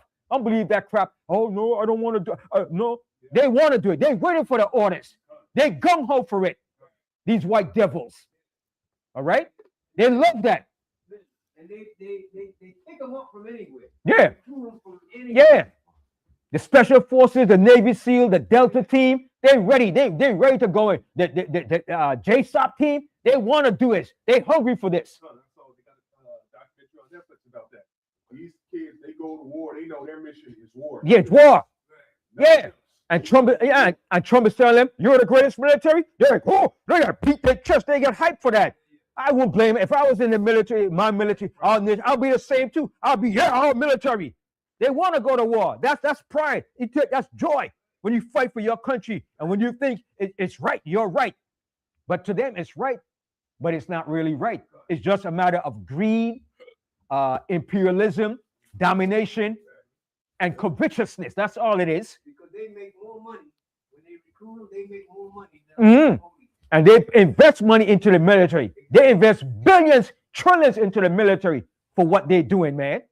That special forces team, they got some bad special forces team. And guess what? You got some black men in those special forces team too. In those teams too. But the white boys, they love because that pumps the ego up that we could kick your ass. You understand? Delta Forces was a combination of learning from the SAS, the British Special Forces. Okay? It came in during the time after Vietnam, the Vietnam War, when the Delta team learned from the SAS, the British Special Forces. Okay? And then the guy that formed that team, Beckwourth, was from Delta Force. And all of the training pattern and policies come from him that he instituted. He was a hero in Vietnam. He was a bad boy in Vietnam. Now, mind you, there's warriors in every nation. Don't sleep on nobody talking about, oh, only black men are great warriors. No. All nations got warriors of people, man. Chinese, Japanese, the white man, East Indians, Pakistan. All nations got top warriors in their nations, man. The Assyrians, Egypt. All nations always have warriors and top warriors.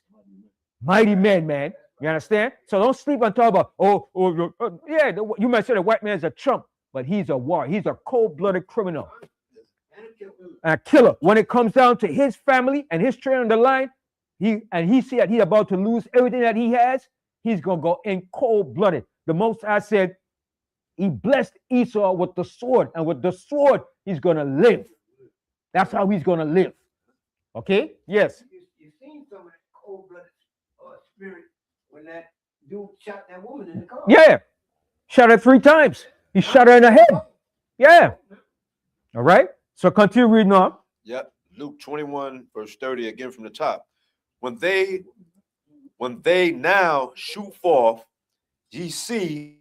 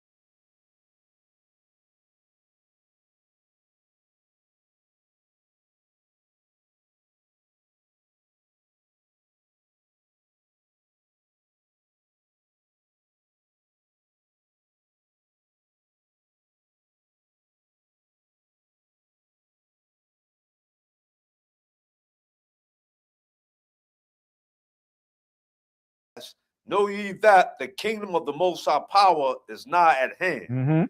Verily, I say unto you, that this generation shall not pass away till all be fulfilled. And who's that generation? This generation that we live in now.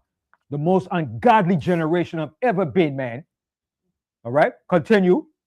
Heaven and earth shall pass away, but my words shall not pass away. Hallelujah. You hear that? You hear that? Hallelujah. Hallelujah for that. The Most High said, heaven and earth shall pass away, but my words shall not pass away. The Most High word is going to stand. I stand with that. I die with that. I don't care what nobody said. That's why they do come here to try to take this Bible away. That's why it's so important for us to put this word in you. Yeah, this word got to be in you, man. The Most High word is going to stand.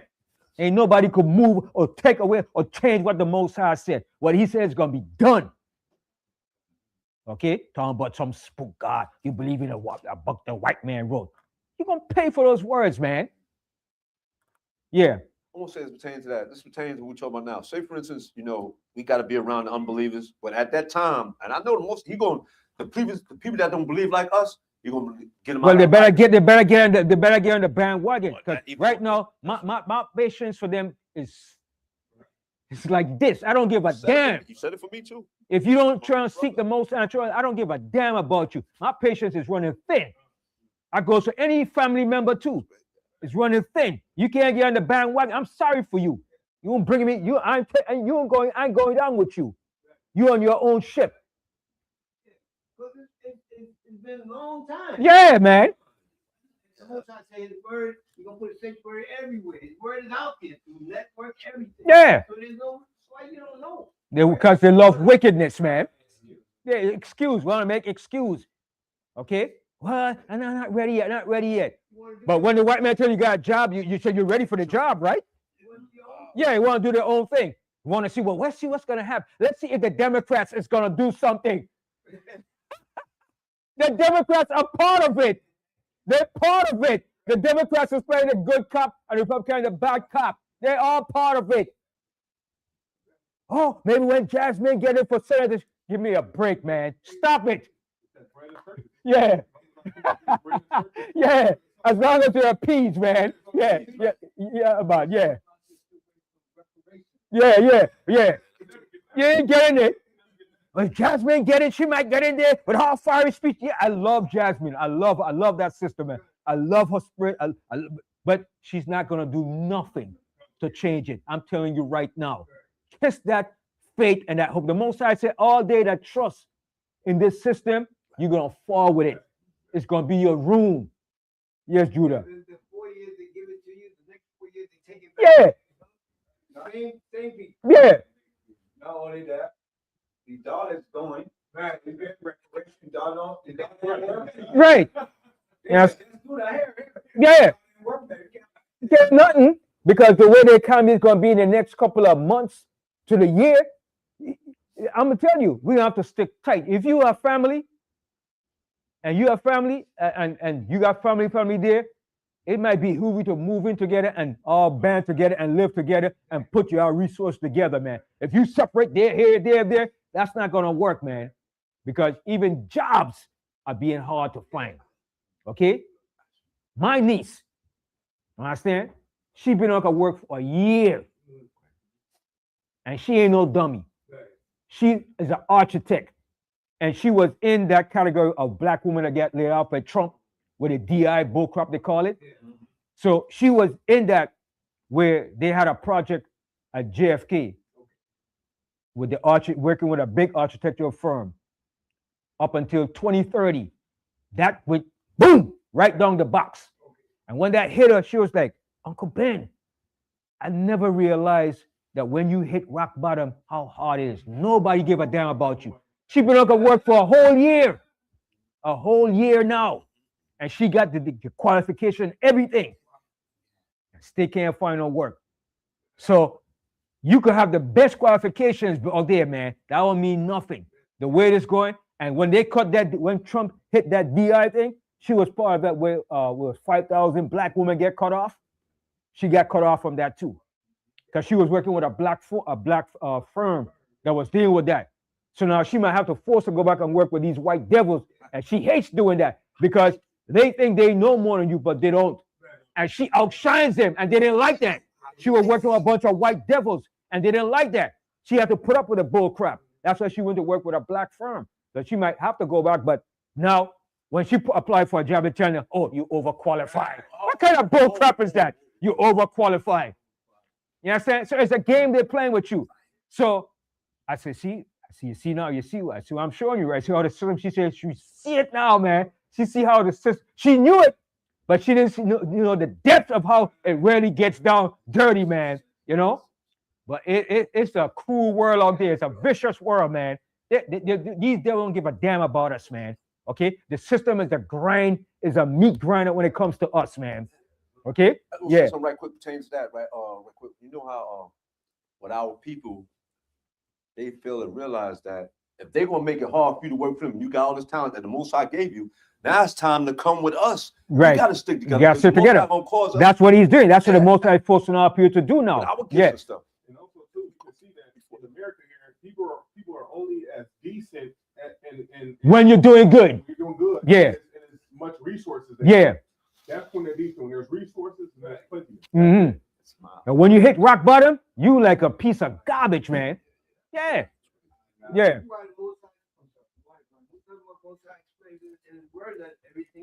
Yeah, it's all vanity, man. Vanity, man. You could be up here today, you down here, man. Yeah. What you gotta do when you read what the job you gotta do, the list they got there, the only thing you're doing is rebuilding the building. Mm-hmm. Yeah. The only thing you're doing is rebuilding building. Yeah. All these things you gotta whopper. Yeah. And then they try to humiliate you and all kind of bull crap, put you all kind of bull crap. You understand? You know? So it's a rough world, but I was talking to her yesterday and I was showing her, I said, yeah. I said, we as a people, the Most High, that's what we got to go through. You know what I mean? So, because I was helping her move, because she had to move. Because her rent, she was paying $2,100 for a room and $2,100, but she was making the money, you know? But now that she lost the job and hit rock bottom, all that money savings she had is consumed, you know? And she said a whole year she's been searching for work, you know? Again, most Mm-hmm. he deals with his servants. Sometimes he'll take you through. Right, that's what I told her. I said, you see, because you probably the one the Most High one. That's why he's putting you through that fire. He's showing you what's to come. It's going to get worse. And she said, yeah, Uncle Ben. You know what I mean? So she's going through that fire now because the Most High know who he wants. You understand? But I said, don't worry. The Most High is going to bring you out of that. But you have to be dipped to go through that fire, man, to see. You know what I mean? Yeah. The Most High said who he loves, he chastises, man. He's going to put you through that fire, man. You're going to go through that fire. All right? Yes. You know about Project Ice One? No, what's that? No. That is what they were doing in 1951 in Greenland, America. They got nuclear weapons upon the ice. Up there, right? Okay. That's why. Right. And that's why they were showing you that movie, I think, with Transformers when they were up there in the Arctic. Because in the Arctic, there's a lot of stuff up there too. You understand? And that's why Trump said, the Chinese are trying to get into there. I mean, we got to get there before China gets there. You understand? So it's about controlling the resources of the earth and knowing that they're about to lose it. And the Arctic has untapped resources that they ain't telling you about. So something that the Most High got where it is uninhabited, where you live, you might be surprised what the Most High got in those areas, man, because it's pure core up there, ice. Who the hell lives there, man? It's preserved. Yeah, the Most High, but they found out there is resources up there too, you know? Yeah. So that was that one with that stuff, right? Yeah. Yeah, a bunch of devils, man. 1951. That's over 70 years, man. What it was that tunnels and built all kind of things up on the ice, but what they was used was melting the ice, getting unstable. Right. The heat and everything that they did. Right. So they had to run and leave it. Leave it, yeah. Yeah. So all that thing is permeating all throughout the earth, man. That's why the caps and everything is melting too. All that crap. Because nuclear power is a lot of energy, man. That's plenty fusion and energy, man. That's on top, not on top, but on energy that lasts for thousands of years, man. Nuclear energy. And that's what they use it to heat the place. Yeah. The rods. Yeah. The fuel rods. Yeah. Yeah. Yeah. Yeah. So that's still impermeable. Yeah. Because you could run a nuclear submarine without refueling. That could be also what's melting the ice cap. Yeah. All that nuclear stuff. See, they tap into something that they knew about, but they didn't give a damn. Okay. They knew that nuclear power is good, but they tap into it on the wrong side of it for the wrong purposes.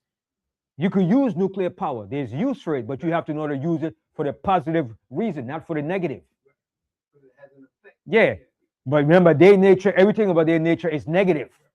They're not positive. They're negative. All right? Continue reading on. Yep. Luke 21, verse 34. And take heed to yourselves, lest at any time your hearts be overcharged with suffering Mm-hmm. and drunkenness, Mm-hmm. Going back into the world, being a non-care attitude. All right, go and the ahead. cares of this life. And cares of this world. You care more what this world got to do. I gotta do this. I gotta do it. I gotta do it. I gotta care about this. You got more cares for the world than anything else. Yes, you gotta eat and live and survive, but don't put your trust in that. Go ahead. So that day come upon you unawareness. And it's gonna come to a lot of people unawares. What's gonna hit this earth? All right, go ahead. For as a snare shall it come on all them that dwell on the face of the whole See, earth. it's gonna come like a snare to a lot of people that dwell upon the face of the earth. Oh my God, why is this happening? Why is our president? Stop it. Stop it. That's America's nature. That's the end of America. That's their lot. That's their end. It's supposed to go that way, the way of destruction. Yes. We got, you know how people, they gotta stop being the garbage men. Yeah. Rebuilding them. Yeah. Let it drop. Let it drop. It's a hot potato. Let it drop. Don't try to hold it up. The Most High tells you, all they that try to uphold Egypt gonna fall with it. Most High said, forsake Babylon. Most High said we could have healed Babylon. We can't heal Babylon. It's over. Let it go. Continue. In Luke 21, verse 35. No, upon 36. 36, yeah. Watch ye therefore and pray always, that ye may be accounted worthy to escape all these things that shall come to pass, and to stand before the Son of Man. See that? You see what? So he's telling you, watch ye therefore and pray always, that ye may be accounted worthy to escape all these things that shall come to pass, and to stand before the Son of Man. Before we stand before Yahushua HaMashiach, we gotta be right. And we want to hear, come, thou faithful servant, inherit the kingdom of the Most High that was promised to you since the foundation of the earth. That's what you want to hear. You don't want to hear, depart from me, I never knew you. Oh my goodness. Oh my. That's the sound of a dreadful sound in your whole entire being and spirit when you hear that, man. Yeah, you might drop dead right there when you hear those words, man. Because that word's gonna slice right through you like a razor. You understand? So we want to inherit and we want to hear that right words. Come. Yeah, come thou, my faithful servant, inherit the kingdom, man. All right. Finish reading that. Yep. 21, Luke 21, verse 37. And in the day time he was teaching in the temple, and at night he went out and abode in the mount that is called the Mount of Olives. Yeah, that was Yahushua's favorite chilling out place to ease his mind, the Mount of Olives. He went up to the mountain, all right, to pray, fast, all right, talk to the Most High, and just have his mind, his spirit at ease. You understand? And that's why something that's good to get away, go into nature place where there's trees, hills, mountains, and just ease your mind. Get away from the rat race and just let your mind just relax. Meditate. Hear the sounds of the birds, nature. You understand? The animals, and just absorb that energy and feeling. Because living in the city and this thing could drive you crazy, man. Because it's a friggin' rat race. It's a grinding machine, man. The system was made to grind you. That's what the Most High said. They have worn out the saints of the Most High. If you're not worn out, I don't know, man. But they have worn us out. All right? Read on. Luke 21, verse 38. And all the people came early in the morning to him in the temple for to hear him. That's it, right? All right. Now from there, go to the book of Second Ezra. I got a lot more. What time is it? You know what? Maybe I go to maybe 3 o'clock. It's getting good. Yeah. So go to Second Ezra, the 7th chapter. 7th chapter. You're gonna start from the first verse. In the book of Apocrypha, 2nd Ezra, chapter 7, From the top. Chapter 7, verse 1. And when I had made an end of speaking these words, there was sent unto me the angel which had been sent unto me the nights afore. All right. So this was Ezra. The Most High was showing him certain things that was leading up to the end times and the times that we living in right now. And the angel was speaking to him and showing him these things because Ezra wanted to know, he wanted to know everything about why we're in this condition, what's happening, what's going to happen to us, what's the end result, are we going to be restored, what's going to happen to the nations that did this all to us, why you created and did these things. He wanted to know why. He was pressing the Most High. The Most High said, okay, easy, okay, one at a time. If I give you too much, it's going to bust you. So I'm gonna give you a measurement of what you could take in. All right. So read on. This is verse 2. And he said unto me, Up, Esdras, and hear the words that I am come to tell thee. Okay, so now I'm gonna tell you now, Ezra, since you want to know. Hear the words now that I'm gonna tell you now, and listen good. All right, go ahead. And I said, Speak on, my omnipotent power, God Most High. Then said he unto me, The sea is set in a wide place, that it might be deep and great. Yeah, and you know the sea is deep and great. The sea makes up the majority consists of the whole globe. What 70% of the earth is water, something like that, 75%. Yeah, and you know the oceans are great and deep and big. All right, so the Most High is showing Ezra, say, look, the sea is deep and it's great. All right, go ahead. But put the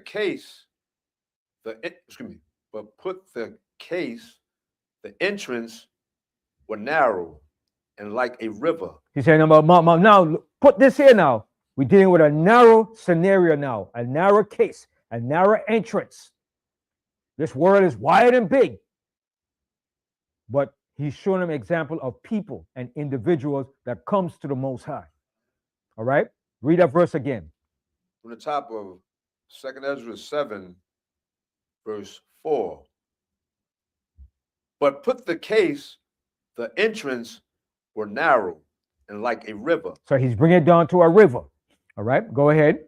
Who then could go into the sea to look upon it and to rule it, if he went not through the narrow. So he's giving an example. You go through all the broad things of life and everything, but in order for you to master something, you have to go through what? A narrow passage. It's a narrow way to do it. All right? Like he said in Matthew 7:13, broad is the way, but narrow is the way that leads to life. All right? So he's giving an example to all of us. Everybody came from a wide world of every madness and foolishness. But eventually, we have to choose that narrow path. We can't go with the foolishness of the world. All right? Go ahead. How could he come into the broad? There is also another thing. A city is built and set upon a broad field and is full of all good things. Yeah, it's got all good things. Money, woman, sex, everything, drugs, temptation. All right, go ahead. The entrance thereof is narrow. But the entrance to get away from that is narrow. It's a narrow way in life.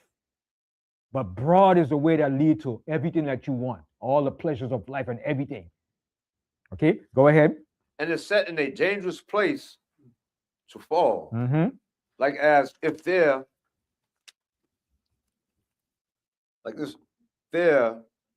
were a fire on the right hand, and on the left a deep water. So there's choices you have to make now.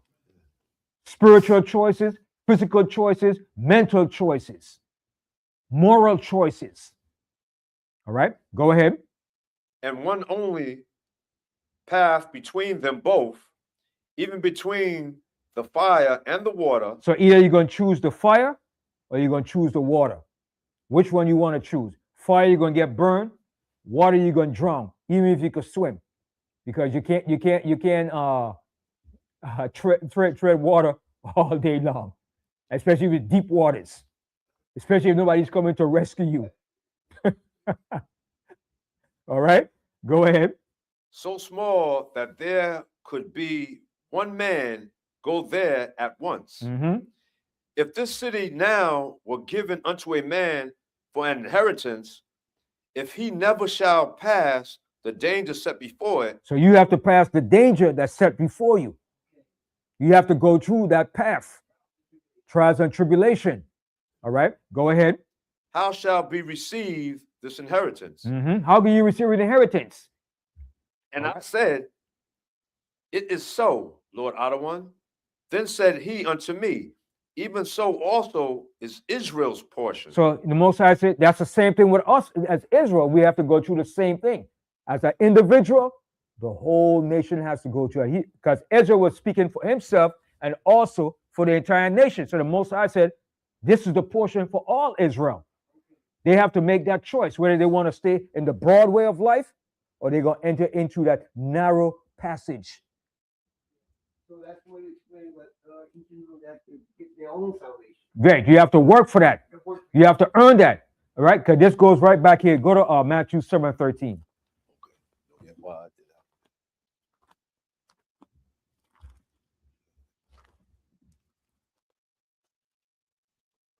Now the book of Matthew, chapter 7, verse 13. Enter ye in at the straight gate. See? What is the straight gate? The ways of the Most High. Yahweh Shai said, I'm the gate. I'm the shepherd. I'm that doorkeeper. So he's the gate that you have to enter in. Read that verse again. Enter ye in, enter ye in at the straight gate. Mm-hmm. For wide is the gate, and broad is the way. Right. That the other gate is wide, is broad. The way that leads to destruction, that leads to everything that you lust after is wide. Okay, go ahead. That leadeth to destruction. Mm-hmm. And many there be which go in thereat. Mm-hmm. Go ahead. Because straight is the gate, Because and narrow, straight is that gate. Now the gate that straight there mean it's gonna be what? Bumpy roads, ups and downs, trials and tribulation. In going through that straight gate, you know what I mean? You're going straight. You're gonna go through some trials. You're gonna go through something in life. All right, go ahead. and narrow is the way And narrow is that way. Go ahead. which leadeth unto life. See, it's gonna lead you to life. That narrow path. Go ahead. And few there be that find it. See, and very few that find that narrow path, which is the truth, the understanding, the in-depth understanding of the Most High's plan, what He has in store for us. Not much people gets that or understand that. All right, you want to say something about No, we're gonna say that's why the scripture said one day the whole world. and lose your own soul? Everybody try to do that. They try to get everything and lose their soul. All right, so go back to the Apocrypha now. Left off that, And we in went to we left off in now. what verse? So 7 verse 10. no 8. I think I ain't No, read no, eight we yet. read it. We in 10 now. Okay. The 10 Oh, verse. yeah. 10, yeah. Read out 2nd Ezra chapter 7 verse 10. And I said, it is so, Lord Ottawan. Then said he unto me, even so also is Israel portion, Mm-hmm. because for their sakes I made the world. So the Most High said, for our sakes He made the world. It was our job to govern and run this earth, but we screwed up. So now we have to reclaim it back and do what the Most High wants us to do. That's why the Most High says He's going to put the laws in our inward parts. He's going to make us right this time. Hallelujah. All right, go ahead. And when Adam transgressed my statutes, then was decreed that now is done. When Adam messed up, that was the trajectory of us falling. All right, go ahead. Then were the entrances of this world made narrow. So the choices for this world was made narrow. It became narrow now to follow the right path. Continue. Full of sorrow and travail. Mm-hmm. They are but few and evil. full of perils and very painful. And that's the stage that we've been through since we were brought here as slaves up until this present day. All right, continue. For the entrances of the elder world were wide and sore, and sure, And sure. and brought immortal fruit. If then they that live labor not to enter these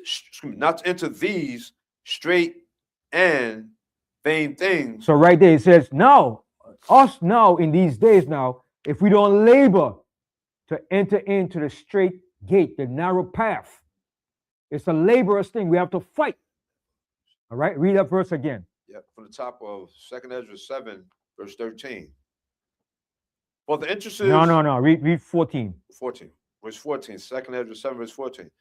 If then they that live labor not to enter straight and vain things. Now read again. If then they that live labor not to enter these straight and vain things.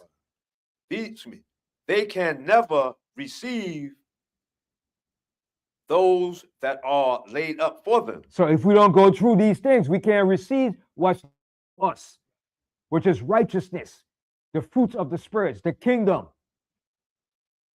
So we have to obtain these things. We have to strive for these things. Continue. It says, now therefore they disquietest. Now therefore why disquietest thou thyself, seeing that art but a corruptible man? Mm-hmm. And why art thou moved, whereas thou art but mortal? So the answer, you just but mortal. All right, go ahead.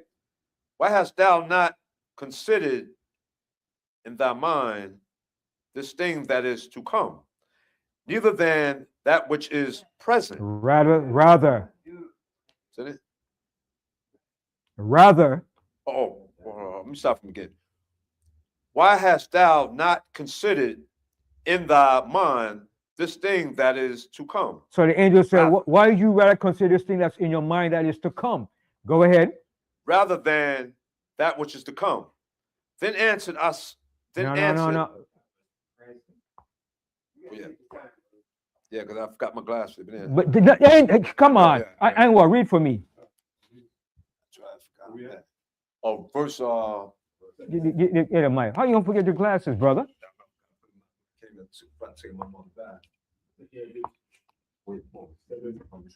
He in the 16th verse. 16th verse. Yeah. Reading out the book of 2nd Ezra, chapter 7 and verse 16. Why hast thou not considered in thy mind this thing that is to come, rather than that which is present? So this is what the angel is asking him. All right, go ahead. Verse 17. Then answered I and said, O Most High, that bearest rule, thou hast ordained in thy law that the righteous should inherit these things. So he said that the righteous should inherit these things. That's what we're going to inherit. That's what we want to inherit.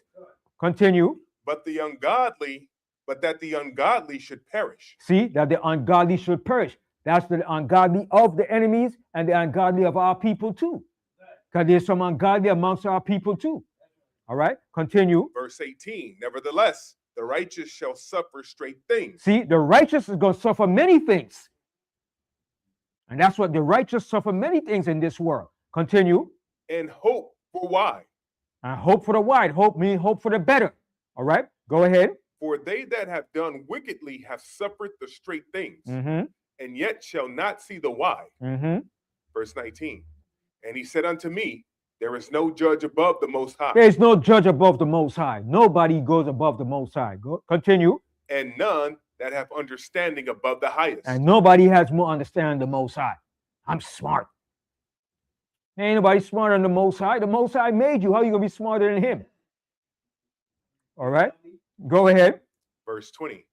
For there be many that perish in this life. See, there's going to be many that's going to perish in this life. Many.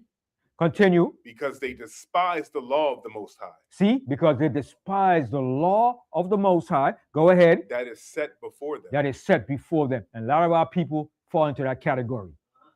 Continue. For the Most High have given straight commandment to such as came, what they should do to live, even as they came, and what they should observe to avoid punishment. See, what we should observe to avoid punishment. So there's guidelines and rules and laws that the Most High set before us. All right, continue. Verse 22. Nevertheless, they were not obedient unto him, but spake against him, and imagined vain things. And that's what our people do, imagine vain things. Ain't no spook God. You waiting on some God that's coming back? You waiting on believe in a white man's book, the book the white man wrote? Blame on somebody. That's the white man's book, brother. We don't deal with that. All right, go ahead. And deceived themselves by their wicked deeds. See, and that's what a lot of our people do. They deceive themselves by their wicked deeds. Because a lot of our people deeds are wicked. I gotta say it. All right, continue. And said of the Most High. And said of the Most High. They're even following the way the white man thinks too. And said of the Most High, go ahead. That he is not. See that? He is not. There is no God. All right, go ahead. And knew not his ways. And knew not his ways. Yes. Became wickeder than and became just as wicked as this man is. All right, go ahead. Verse 24. But his law have they despised and denied his covenants. In his statutes have they not been faithful and have not performed his works. See that? Go ahead. And therefore, Esdras, for the empty are empty things. So the Most High said, for the empty are empty things. If you empty, it was meant for you. Like the scripture in Revelation, whoever is holy, let him be holy. Whoever is filthy, let him be filthy. All right? So he said, for the empty are the empty. If you empty, that was meant for you to be empty. Meaning you're empty with no knowledge of the Most High. All right? Continue. And for the full are the full things. And the full things is the knowledge of the Most High. That's the full things. Continue. Verse 26. Behold, the time shall come that these tokens which I have told thee shall come to pass. So the Most High told Ezra, the things that I told you, the tokens that I told you, it's going to come to pass. Continue. And the bride shall appear. And the bride. We now know who is the bride, right? The bride is Yahushua HaMashiach. Continue. And she coming forth shall be seen, that now is withdrawn from the earth. And whosoever is delivered from the foresaid evil shall see my wonder. You see that? It says, and whosoever is delivered from the foresaid evils shall see my wonders. We're going to see the wonders of the Most High in these last days. All right? And we're starting to see some of the signs right now. All right? Go ahead. Verse 28. For my son, Hamashiach Yahushai, shall be revealed. See? And he's going to be revealed. All right? Go ahead. With those that be with him. And they that remain shall rejoice within 400 years. Right. So from that 400, it was from the time of Ezra, from that time up until the time that Yahushua came on the scene. That was a time period of 400 years.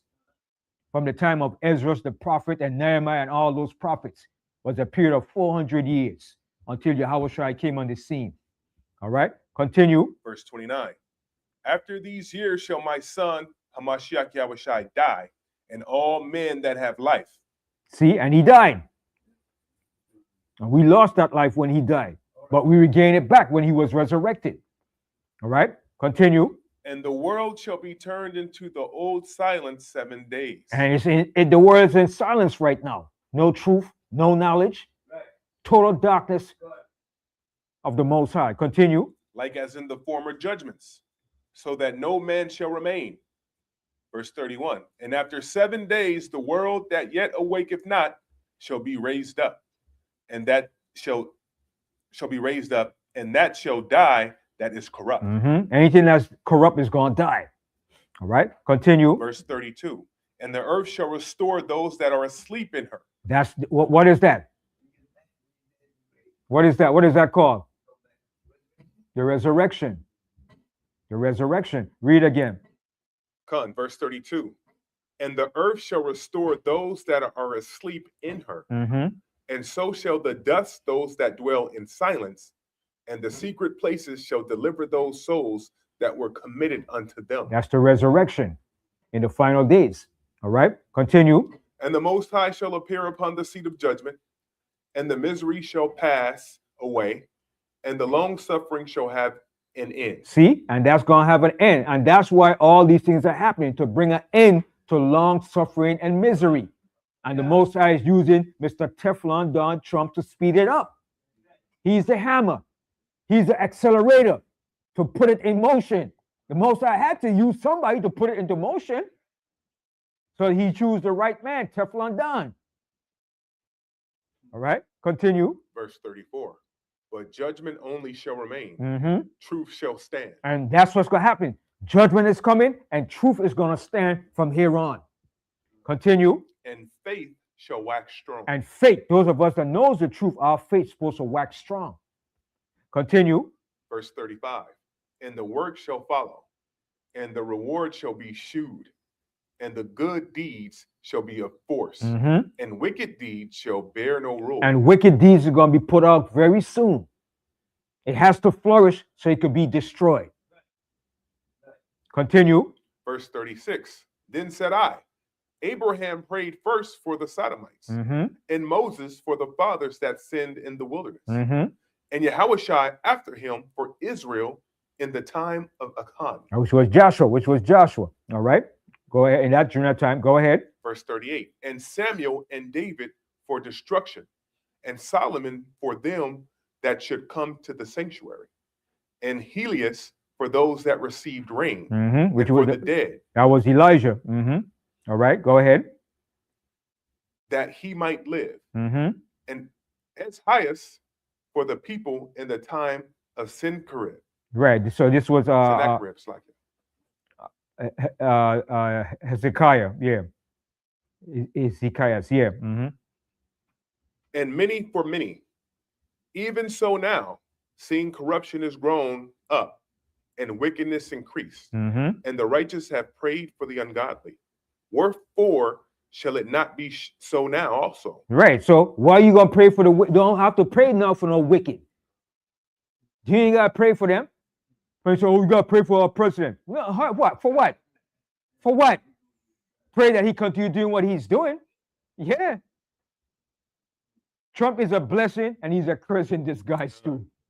He's a blessing for us that he's bringing the destruction of their kingdom and a curse to them. Yeah, a double-edged sword. This is the day. All right, go ahead. Verse 42. He answered me and said, this present life is not the end where much glory doth abide. Mm-hmm. Therefore have they prayed for the weak. Mm-hmm. But the day of doom shall be the end of this time. And that's the time we in, the day of doom. This is the day of doom now. Continue. But the day of doom shall be the end of this time, and the beginning of the immortality for to come, wherein corruption is past, intemperance is at an end. So after all of this, all these things are going to come into play, where corruption is going to come to an end. So that's it on that. And my last scripture, I'm going to go to 2 Ezra 9. 2 Ezra, the 9th chapter, and we're going to start from the first verse. God. We left out the 44th verse. Yeah. 2 Ezra, the 9th chapter, and we start from the top. Reading out the book of 2 Ezra, chapter 9 and verse 1. He answered me then and said, measure thou the time diligently in itself. So the Most High said, Ezra, measure the time from the time that I told you these things all the way to the end. But I know you're not going to live in the end to see this, but measure it. While you're living, measure the times according to the events of the prophetic things that's going to take place in the earth. So he was also speaking to us too. Measure the time. Measure from the time of Ezra to now and see what's taking place, what has transpired, and what's coming. And you'll see perfectly well what time we're in. All right? Read again, Ainwa. Khan, from the top. He answered me then and said, measure thou the time diligently in itself. He said, measure it diligently in itself. Okay, go ahead. And when thou seest part of the signs pass, which I have told thee before, He said, when you see parts of the signs past, which I've told you before, go ahead. then shalt thou understand He said, then you're going to understand. Go ahead. that it is the very same time wherein the highest will begin to visit the world which he made. And that's the time we're living in, wherein the highest is going to begin to visit the world which he made. So from back then, he said, measure it. But he didn't live to see the end time. So he was also referring to us that read it, because he wrote this for us to come. That's going to read it. That's what he tells you. He said, for those in the end that's going to read this, it was there for you, for your edification. All right, continue. Therefore, when there shall be seen earthquakes, When you're going to see earthquakes, when you start seeing a lot of earthquakes, go ahead. and uproars of the people When in you the see world, uproars of the people in the world, people protesting, rioting all over. You're seeing a lot of protests now. Over in Germany and over there in Denmark, they were protesting. We don't want Trump. We don't want America over here. They were saying, no, don't come and say it. We don't want you taking Greenland. They were against America. There were protests all over. Uproars of the people. There's protests in Iran. Right. That was fomented by the Mossad and the CIA. All right, continue. verse 4, then shalt thou well understand that the Most High spake of those things from the days that were before thee, See, the Most High told them about these things was going to happen. Go ahead. even from the beginning. Even from the beginning. All right, continue. Verse 5, for like as all that is made in the world have a beginning and an end, See, all that was made in the world has a beginning and it has an end. Continue. and the end is manifest. And the end is manifest. It's right before our eyes. Yes, Judah. So then will I be correct in saying that from the beginning up until now, history is making a full circle? It's making a full circle. Everything in life is a cycle. And the Most High said all his judgment is like a ring. So everything goes around in a cycle. Let me read that real quickly. Hold that, Anua. And go over right here to Second Ezra, the 5th chapter, and the 42nd verse. Start from 41. Con. Reading out the book of Second Esdras, chapter 6 and verse 41. No, 5. So slack. Yeah, 5. Yeah, 5:41. Yeah. 5 and verse 41. And I said, behold, O Yahweh, yet art thou nigh unto them that be reserved till the end. See, reserved until the end. All of us was there in the beginning, and we're back here in the end. Okay, go ahead. Some might be in the resurrection. Okay, but we all been there. Okay, go ahead. And what shall they do that have been before me? Or we that be now? Or See, he's they- asking a question. That's what he's asking. Go ahead. Or they that shall come after us? And what's going to be them that come after us? All right, go ahead. 42. And he said unto me, I will liken my judgments unto a ring. That's what he said. I will liken my judgment like unto a ring. It's a cycle. History always repeats itself. Not the same people, but with different characters in different eras and different kingdoms and rulership. But it's that same spirit being emanated to different people to play that part. All right, read again from the top. Con, reading out the book of Second Esdras, chapter 5 and verse 42. And he said unto me, I will liken my judgment unto a ring, like as there is no slackness of the last, even so there is no swiftness of the first. See, continue. Verse 43. So I answered and said, couldest thou not make those that have been made and be now? She says, those that you made, they can't be now here at the same time together? That's what he's asking. Go ahead. And that are for to come? And those that are for come. So he's asking present, past, and future. Could they all not be here at the same time? At once? At once? That's what he's asking. All right, go ahead. That thou mightest show thy judgments the sooner? He said that you could bring your judgment right there. So Ezra was asking questions. He was digging the Most High, man. Yeah, he was going deep on the Most High. Go ahead. Verse 44. Then answered he me and said, the creature may not haste above the maker. Hey, Ezra, hey, don't go before yourself now. Take it easy now. Because if you get too much, you're going to bust now. Okay, go ahead. neither may the world hold them at once. The Most High said the world can't hold all the people that was there from the beginning, now, and in the future. It can't. Okay, go ahead. That shall be created therein. Mhm. And that goes to show too, Ezra was really digging. He was wanted that- digging. He wanted to that know information for us. why these things are happening. Why we have to go through these things. He was questioning the Most High. He wanted to know. He wanted more. The Most High said, "Easy, easy, son. I'm gonna give you piece by piece. Give me more." So the Most High said, "You know what? I'll tell you what. Bring me back yesterday, and tell me the weight of a flame now." Yeah. Go ahead. Verse 45. And I said, as thou hast said unto thy servant, that thou which givest life to all, hast given life at once to the creature that thou hast created. And the creature bear it. Even so, it might now also bear them that now be present at once. Okay, so that's it. So then you're saying, can a woman? Okay, read that part too. Read, yeah. Verse 45 again from the top. Now 46, yeah. 46. Yeah. Like it. And he said unto me, ask the womb of the woman, and say unto her, if thou bringest forth children, why dost thou it not together? Right. Why you can't bring all together at one time? You understand? Because a womb can only bring forth the child at one at a time. You understand? Even with twins. But one after another. Yeah, one after the other. Even if she got multiple children in her stomach, she can't bring them at the same time. It has to be in stages. One come up maybe seconds apart, a minute apart. All right? Go ahead. Pray her therefore to bring forth 10 children at once. She can't do it. All right? Go ahead. And I said she cannot, but must do it by distance of time. See, by distance of time. So the Most High does everything, his judgments and everything in distance of time until it reached that full peak or that full, till that glass is full to the rim. You understand? Okay. Yeah. It's like the Most High is saying everything has its time. It have its time. Everything, Everything yeah. has its time. A set time for everything. Good. And All then right. When he say, like you say, he want to know more.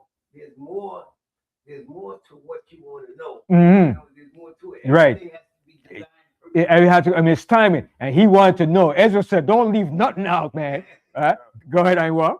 Verse 48. Then said he unto me, even so have I given the womb of the earth to those that be sown in it their time. See, everything have its time. So America had to have its time to full up its full potential and then to show its wickedness and its evil. And we had to fulfill our time as being downtrodden and oppressed. All right, go ahead. Verse 49. For like as a young child may not bring forth the things that belong to the aged, even so have I disposed the world which I created. See, and that's where the Most High turned. So let's go back here to where we were. Second Ezra 9. Second Ezra 9, and we left off in the 6th verse. 6th verse. Mhm. Reading out the book of Second Ezra, chapter 9, and starting at verse 6.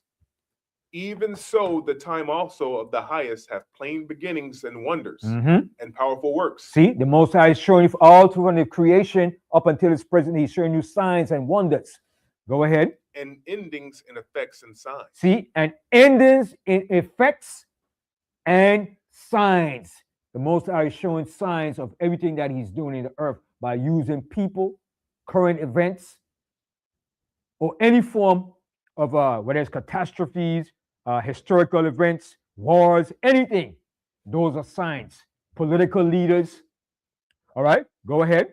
And everyone that shall be saved and shall be able to escape by his works Mhm. and by faith, whereby ye have believed, shall be preserved from the said perils. See, by works and by your faith shall be saved from the said perils.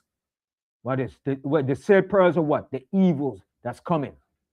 Continue. And shall see my salvation in my land And shall see the Most High's salvation in his land. Go ahead. and within my borders, Mhm. for I have sanctified them for me from the beginning. See, we were meant to be sanctified from the beginning.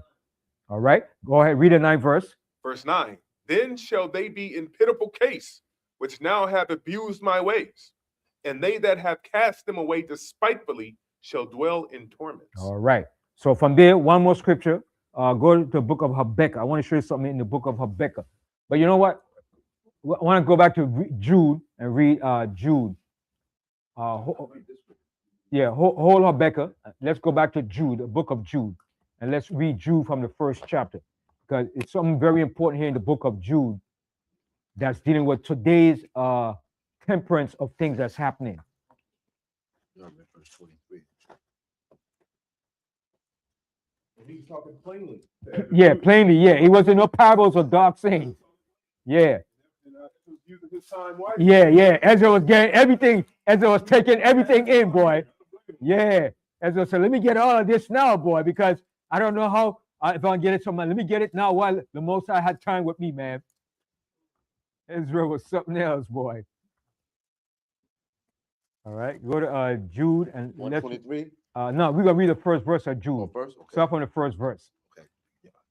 Yeah, read that book of Jude, chapter 1. Because Jude is setting a precedent of things happening today. And he spoke about things in the past, present, and future. All right. Okay, go ahead. Jude, the servant of Yahushua Mashiach and brother of James, to them that are sanctified by the Most High power of the Father. So that was James' brother. Remember, a lot of disciples were family. Some were brothers, all right, but they were close buddies. And that's Yahushua's close inner circle that he chose. All right? He didn't choose nobody that was distant or didn't give a damn.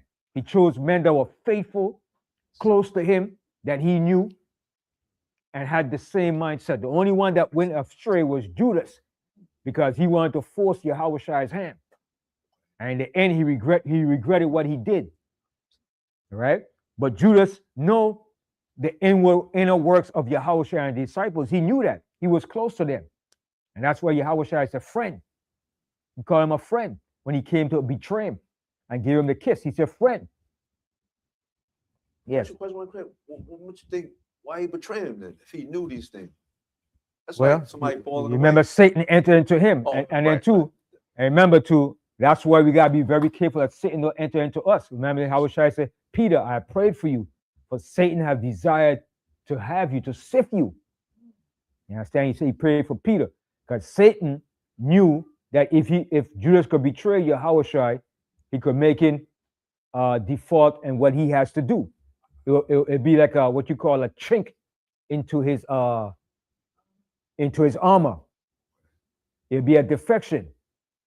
But Yahushua stood the course. You understand? And then Judas, he had a zeal. He wanted Yahushua to bring down the Roman Empire. He lost patience. That's why Yahushua said, in your patience, possess ye your soul. He thought Yahushua was going to bring down the Roman Empire when he came. You understand? He didn't get the full, he got it afterward when he betrayed him. Like, oh man, I was rushing this thing, man. And then Satan used that. But I guess that was his role to follow anyway. And that's a hell of a role to follow, man. You don't want that role, man. That was his lot, man. That's a hell of a lot to choose, man. That shows you that you don't decide your destiny. You to somewhat, but you don't fully decide your destiny. Your full destiny is decided by the Most High. Because you might have a plan what you want to do. That's why the Most High said, man's goings are of the Most High. How then can a man understand his own goings? Like saying, and also in Jeremiah 10:23, a man's not in himself to Right. his steps. Goes Right, to direct his step. Oh, yeah. So you might have a plan what you want to do, but the Most High said, no, buddy. No, buddy. I got something different for you. What you think you're doing? You might say, yo, I want to be a rich man. I want to be a rich millionaire. I want to be a rich, rich rapper millionaire. Most High said, no, buddy. No. I got something else I want you to do. And you're going to fight. You're going to buck against it. You're going to do everything. And the Most High said, no, buddy. No. You might buck like a stallion, but I'm going to break you in to do what I want you to do. You see? A lot of people got the idea, I do what I want to do. Yeah, to a certain degree. To a certain degree. But the Most High have the final say in the end. Yeah. Yeah, then I serve you. Yeah. I gotta read that scripture. The Most High said, "Man's going of the Most High." Let's go. That's in Proverbs 24. People gotta understand, man. You don't run the show, man. You on borrowed time. All of us are on borrowed time doing something. All right. I think it's Proverbs 24 and 7. No. Proverbs. Man's going. How come I read that scripture, boy?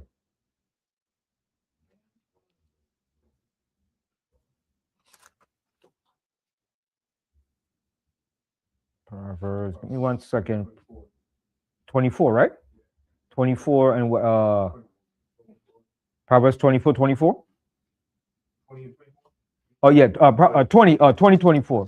Okay, yeah, to water. Yes. Okay, Proverbs 20 and 24. Yeah. Yeah, read the book of Proverbs, chapter 20, verse 24. Man's goings are of the Lord Most High.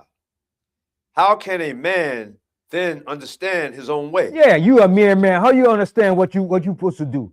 You think, oh, this is my idea.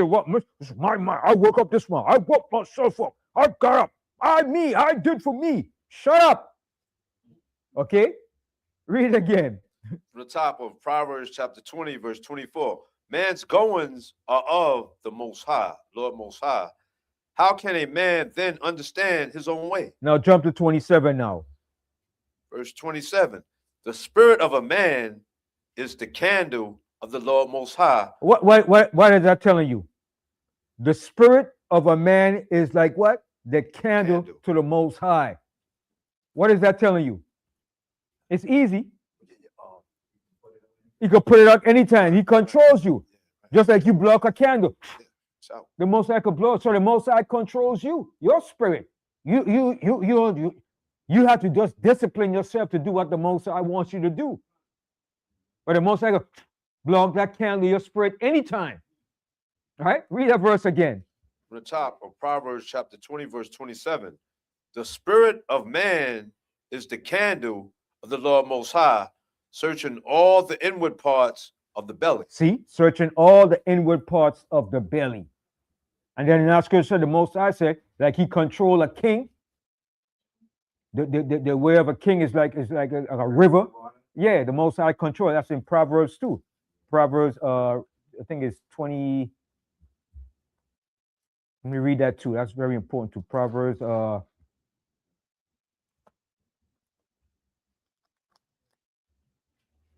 21. Proverbs 21 and 1. Yeah, read the book of Proverbs chapter 21, verse 1. The king's heart is in the hand of the Lord Most High. See, the Most High is controlling him, just like Trump. He's doing the Most High bidding on the left-hand side. All right, go ahead.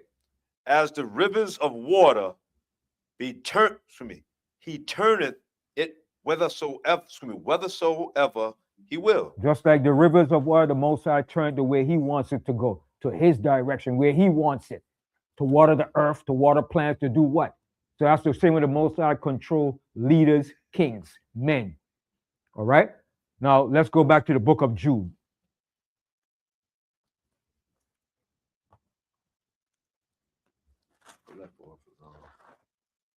And read that first verse again, first verse.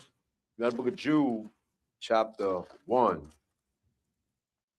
Jude, the servant of Yahushua of Mashiach and brother of James, to them that are sanctified by the Most High omnipotent power, the Father, and preserved in Mashiach Yahushua, he called. Mercy unto you, and peace, and love be multiplied. See the greeting that he's greeting to his people? Mercy unto you, and peace, and love be multiplied. All right, continue. Beloved, when I gave all diligence to write unto you of the common salvation. See what he says? Beloved, when I gave all diligence to write unto you of the common salvation that's coming to us. Continue.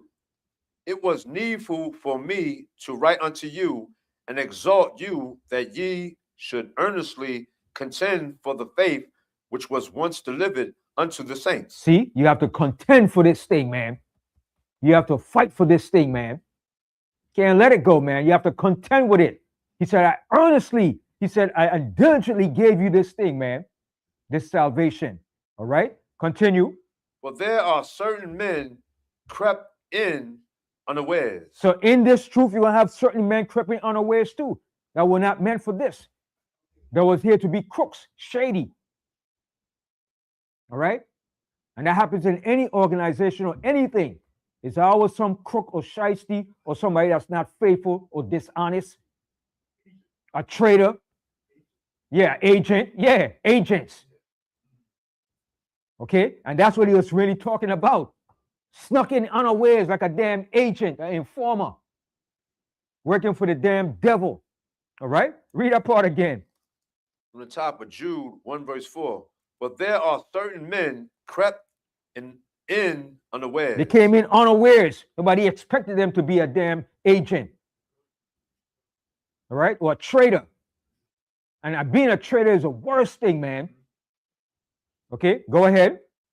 Who were before of all old ordained to this condemnation. So if you're a traitor or agent, you ordained to this condemnation. You could run, but you can't hide. It's coming for you. All right, read on. Ungodly men Turn the grace of our omnipotent power into a lasciviousness. And that's what they do. Turn the grace of the Most High into lasciviousness. Being a damn seller or a traitor, an agent for the damn enemy. Greed. How much are you going to pay to do it? Give me 50,000, I'll do it. No problem. You damn sellout nigga. Go ahead.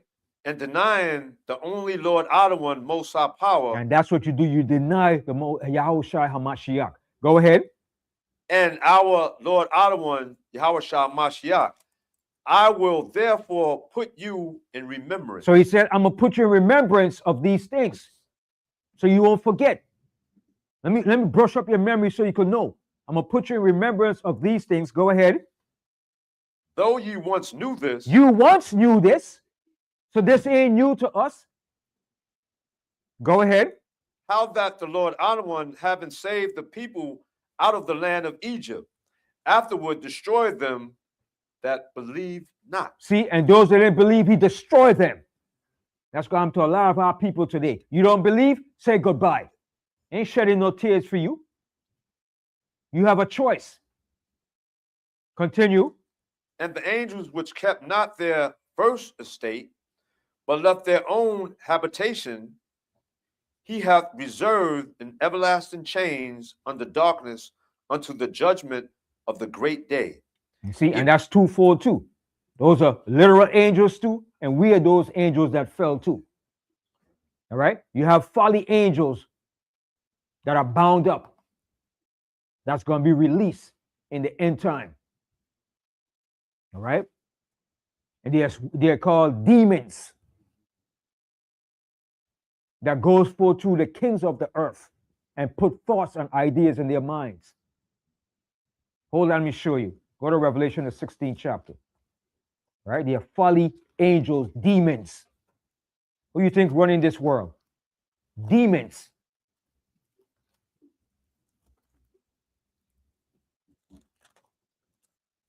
Revelation 16, and go here. Start from the 13th verse. Revelation 16 of 13. Book of Revelation, chapter 16, verse 13. And I saw 3 unclean spirits like frogs come out of the mouth of the dragon. And who is the dragon? Satan. All right, go ahead. And out of the mouth of the beast. And the beast, all right, the beast, the false prophet, the nations. All right, go ahead. And out of the mouth of the false prophet. And who is the false prophet? The religious leaders, the popes and all of them. The evangelists, those wicked people preaching the Bible. All right, go ahead. For they are the spirits of devils, working miracles, which go forth into the kings of the earth and of the whole world. See what they are? For they are spirits of devils. All right? That's who's controlling these world leaders. For they are spirits of devils working miracles which go forth unto the kings of the earth, the rulers. All right? Go ahead. To gather them. No. Don't skip. Don't skip nothing. Start from top again. Read from the top again. Yeah. Revelation chapter 16, verse 14. For they are the spirits of devils working miracles, which go forth unto the kings of the earth and of the whole world. And of the whole world. All right, go ahead. To gather them to the battle of that great day of the Most High Almighty. And that's the spirits that's leading them to this great battle. Spirits of devils, demons. That's what they're being guided by. That's what the Most High said. He put a perverse spirit. Once you put a perverse spirit, those are demons. All right. Now go back to the book of Jude. Nah, I forgot. I was telling him I forgot them in my other but bag. In my bag. What happened next time? Oh, sorry, bro. It will happen again. So Jude chapter I left off at read 6 again. Read 6 again? Yeah. We're in the book of Jude, chapter 1, verse 6. And the angels which kept not their first estate, but left their own habitation, he hath reserved in everlasting chains under darkness unto the judgment of the great day. And has that happened yet? No. The great day? No. All right, go ahead. Even as Sodom and Gomorrah and the cities about them in like manner, giving themselves over to fornication and going after strange flesh, are set forth for an example, suffering the vengeance of eternal fire. So what is this saying right here? What happened in Sodom and Gomorrah was set for example for what? For those living today, that they don't do the same thing. But are they taking heed? No, they're not taking heed. They're puffed up, they're arrogant. Oh, you can't judge me. It's my right. All this foolishness. Like the Most High approve what the crap they're doing. Continue reading on. Verse 8. Likewise, also these filthy dreamers defile the flesh, despise dominion, and speak evil of dignities. Yet Michael, the archangel, when contending with the devils, he disputed about the body of Moses. So Satan came to get Moses' body. Why was the reason Satan wanted Moses' body?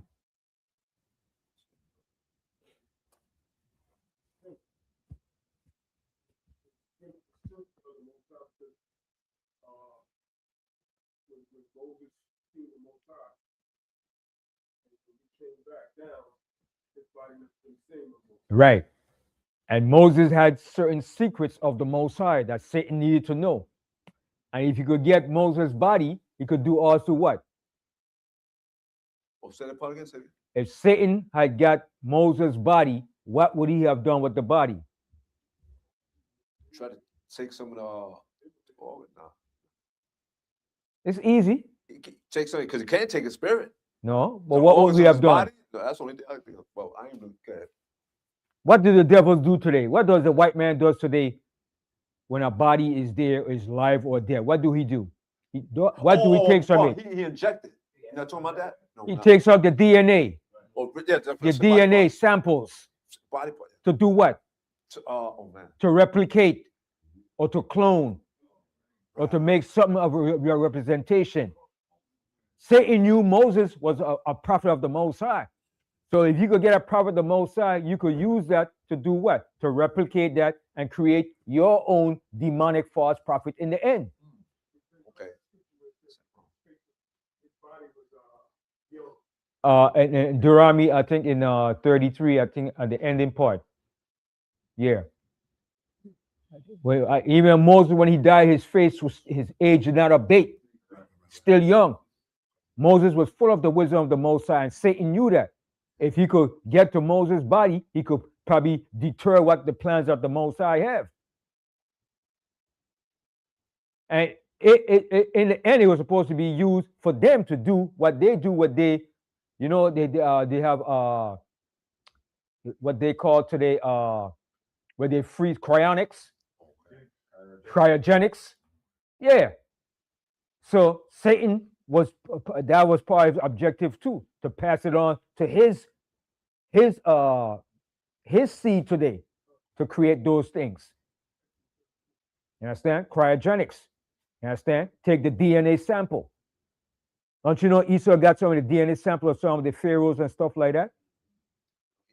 And certain kings and rulers. Right. So when Moses died, he still was youthful. It wasn't no wrinkle in his face, and he died 120. All right. So Satan knew that. Satan knew Moses was a man of the Most High. He was one of the first, well, actually not the first, but he was one of the first to interact when we became a nation. All right. And remember, even you could say that Moses even became greater than Abraham, because the Most High said there was not a prophet like Moses from that time, where the Most High dealt with face to face. Face to face. The Most High didn't talk to him in visions or in dreams. The Most High dealt with him face to face, like I'm talking to you right now. That's some great honor, man. That's some great honor. All right? Yeah. That's when he came down from the mountain. Yeah, he was shining. His face was shining. Yeah, he was glowing. Yeah, yes. Yeah, he was illuminated, man. The glory of the Most High was upon him, man. They were like, Moses. Yeah, whoa. Moses had to put something to cover his face, man. Yeah, put a veil over his face, man. Moses was a bad dude, man. But yeah, that energy was still upon it, glowing, man. That radiance, man. Yeah, that radiance, man. Moses was a bad dude, man. Yeah. So what you think got him frustrated when he hit the rock when the Most High told him? Because Israel got him frustrated. We got him frustrated. Who wouldn't get frustrated with our people? He lost patience, man. They keep pestering Moses, and Moses like struck the rock and he lost focus. Israel will do that to you, man. And that's because I wanted the Most High said, nah, Moses, you my man, but sorry, you reach your time. Yes, Benaniah.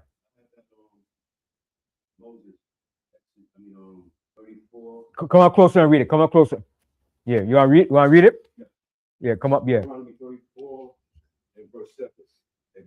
Come closer. Come closer. Yeah. And Moses was 120 years old when he died. Mm-hmm. His eyes were not dim. His eyes wasn't dim, like squinching, like where he couldn't see, blind. Fully could see. 20/20 vision. Probably see through rocks and every damn thing. All right, like Superman. All right, go ahead. No, his natural force abated. It wasn't no wrinkle. It wasn't nothing. He was still looking young like a baby. Strong, solid. Go ahead. And the children of Israel wept for Moses in the plains of Moab. 30 days. Right. So the days of weeping and mourning for Moses were ended. Right. Done. Right. So Moses lived to be 120 years, still looking fresh and young, man, like a baby. No wrinkles, no nothing, man. Strong. Got his mental faculties, everything, man, was intact. All right. Yeah, six pack. Yeah, yeah. got a beard fully gray, man, looking majestic, man. Yeah, man. Moses wasn't no joke, man. Man, Moses was a warrior, man. He was a general, man, a top-notch general, man. All right, and the Most High took him to different stages, man, from a general to being a prisoner of war to becoming a shepherd, then a prophet, a mighty prophet. Yeah.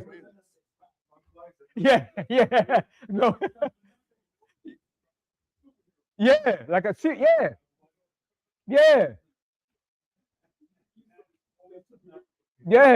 Moses was top notch, man. Top of the line, man. Yeah. Yep. Yeah. No, pertains to that, like you said when he died, he still had everything, his full compassion, everything. I thought about when they was in the wilderness, how the Most High, the sole of their shoes, nothing ain't run down. Ain't nothing run He down. keep everything fresh. Yep. You believe like All right, let's finish this in Jude. No, not stay up, body. It'll break you down. It'll tear you up, man. Yeah. And when he came down, he still had that residue of the Most High emanating off of him, man. After he was shining, man, glowing, man. Yeah, that presence of the Most High. They were like Moses. They could look at Moses, man. Yeah, that's full power, man. Yeah. And you know when Moses came back, his whole mindset, everything was different too. His tone of voice, everything changed, man. You know? Yeah, Satan envied that, man. Satan said, what? This one man get all that power? I gotta have that. I gotta take his DNA and give it to my people. All right, go ahead. Read from the top again at Jude 1, verse 9. Yet Michael, the archangel, when contending with the devil, he disputed about the body of Moses. Durst not bring against him a railing accusation, but said, the Lord outer one rebuked thee. So Michael just simply said, listen, man, the Most High rebuke you, man. Get behind me. Okay? But these speak evil of those things which they know not. But what they know naturally is brute beasts. And those things they corrupt themselves. So people who speak against dignities and prophets don't know what they're talking about. They're like brute beasts. All right, go ahead. Woe unto them, for they have gone in the way of Cain and ran greedily after the error of Balaam. So they're following the ways of wicked men. All right, go ahead. For reward, and perish in the gainsaying of Korah. Of Korah, when he gainsayed and he died in the wilderness. The Most High swallowed his behind up in the earth. That's a hell of a death, man. All right, even before you died, you've been swallowed up in the earth. Being buried alive, man. All right, go ahead. These are spots in your feast of charity, when they feast with you, feeding themselves without fear. Clouds they are without water, carried about of winds, trees whose fruit wherewith without fruit, twice dead, plucked up by the roots. So me and people like that, they ain't got nothing in them. And clouds with no rain, trees with no fruits. A tree with no fruit is, you may as well chop it down, man. It ain't worth nothing. How you gonna have a fruit tree and it's not bearing? And especially if it's a female tree, you may as well cut it down and make firewood out of it. It's not producing no fruit. All right, go ahead. Raging waves of the sea, forming out their own shame, wandering stars to whom is reserved the blackness of darkness forever. And Enoch also, the seventh from Adam, prophesied of these things. So Enoch prophesied of these things. What's going to come in the end. All right, continue. Prophesied of these sayings, behold, the Lord Adamon cometh with 10,000 of his saints. And Yahweh shall come back with tens of thousands of his saints, the angels. All right, go ahead. To execute judgment upon all, and to convince all that are ungodly, among them of all their ungodly deeds which they have ungodly committed, and of all their hard speeches. See, all their hard speeches. You know, people say, I don't believe in no spook God. The white man wrote that book. We believe in that book. Throw that thing in the garbage. Shoot it up. Now people gonna pay for those words, man. All right, go ahead. Which ungodly sinners have spoken against him. See, ungodly sinners have spoken against him. All right, go ahead. These are murmurers, complainers, walking after their own lusts, and their mouth speaketh great swelling words, having men's persons in admiration, because of advantage. But beloved, remember ye the words which were spoken before the apostles. See what Jude is doing? He's bringing us back into remembrance. Don't be like all these people that he laid out and what's going to come with the judgment. But he said, but beloved, remember ye the words which were spoken before of the apostles of our Lord Yahushua HaMashiach. Go ahead. How that they told you there should be mockers in the last time. Yeah, there's going to be mockers, scoffers, people making mockery of the Most High Word, laughing, making fun of it. Ugh, you believe in that stuff? My grandmother been saying he's coming back, and I ain't seen him yet. You Israelites saying he's coming back. You're saying 2000. I ain't seen nothing yet. Y'all believe in some book the white man made up and gave y'all to spoon-fed and read. They're going to pay for all them words they're talking about. Read on. Who should walk after their own ungodly lusts. And that's what they're doing. Read on. These be they who separate themselves, sensual, having not the Spirit. And they don't have the Spirit. Go ahead. But ye beloved, building up yourselves on your most holy faith. But you, beloved, build up your faith. Build your faith up. Don't let them bull you with that bullcrap. You build up your faith in the words of the Most High. Keep your faith strong, because you're going to need that faith. That faith is what's going to save you in the end. That faith is your ticket out of this destruction. All right? Like when you purchase a ticket from the airport, if you have your reservation ticket, can you board that plane? Hell no. So this is your ticket right here to being saved out of this destruction, your faith. All right? Read that verse again. From the top of Jude 1 verse 20. But ye, beloved, building up yourselves on your most holy faith. So he said, on your most holy faith. Go ahead. Praying in the Holy Spirit. Praying in the Holy Spirit. Go ahead. Keep yourselves in the love of the Most High omnipotent power. Keep yourself in the love of the Most High. Go ahead.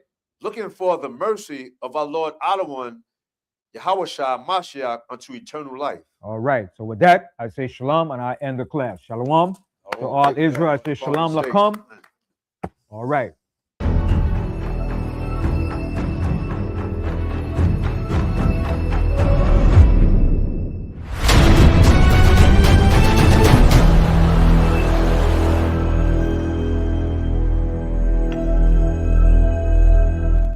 Bring me the glasses, brother. Next week, y'all. Come on, brother.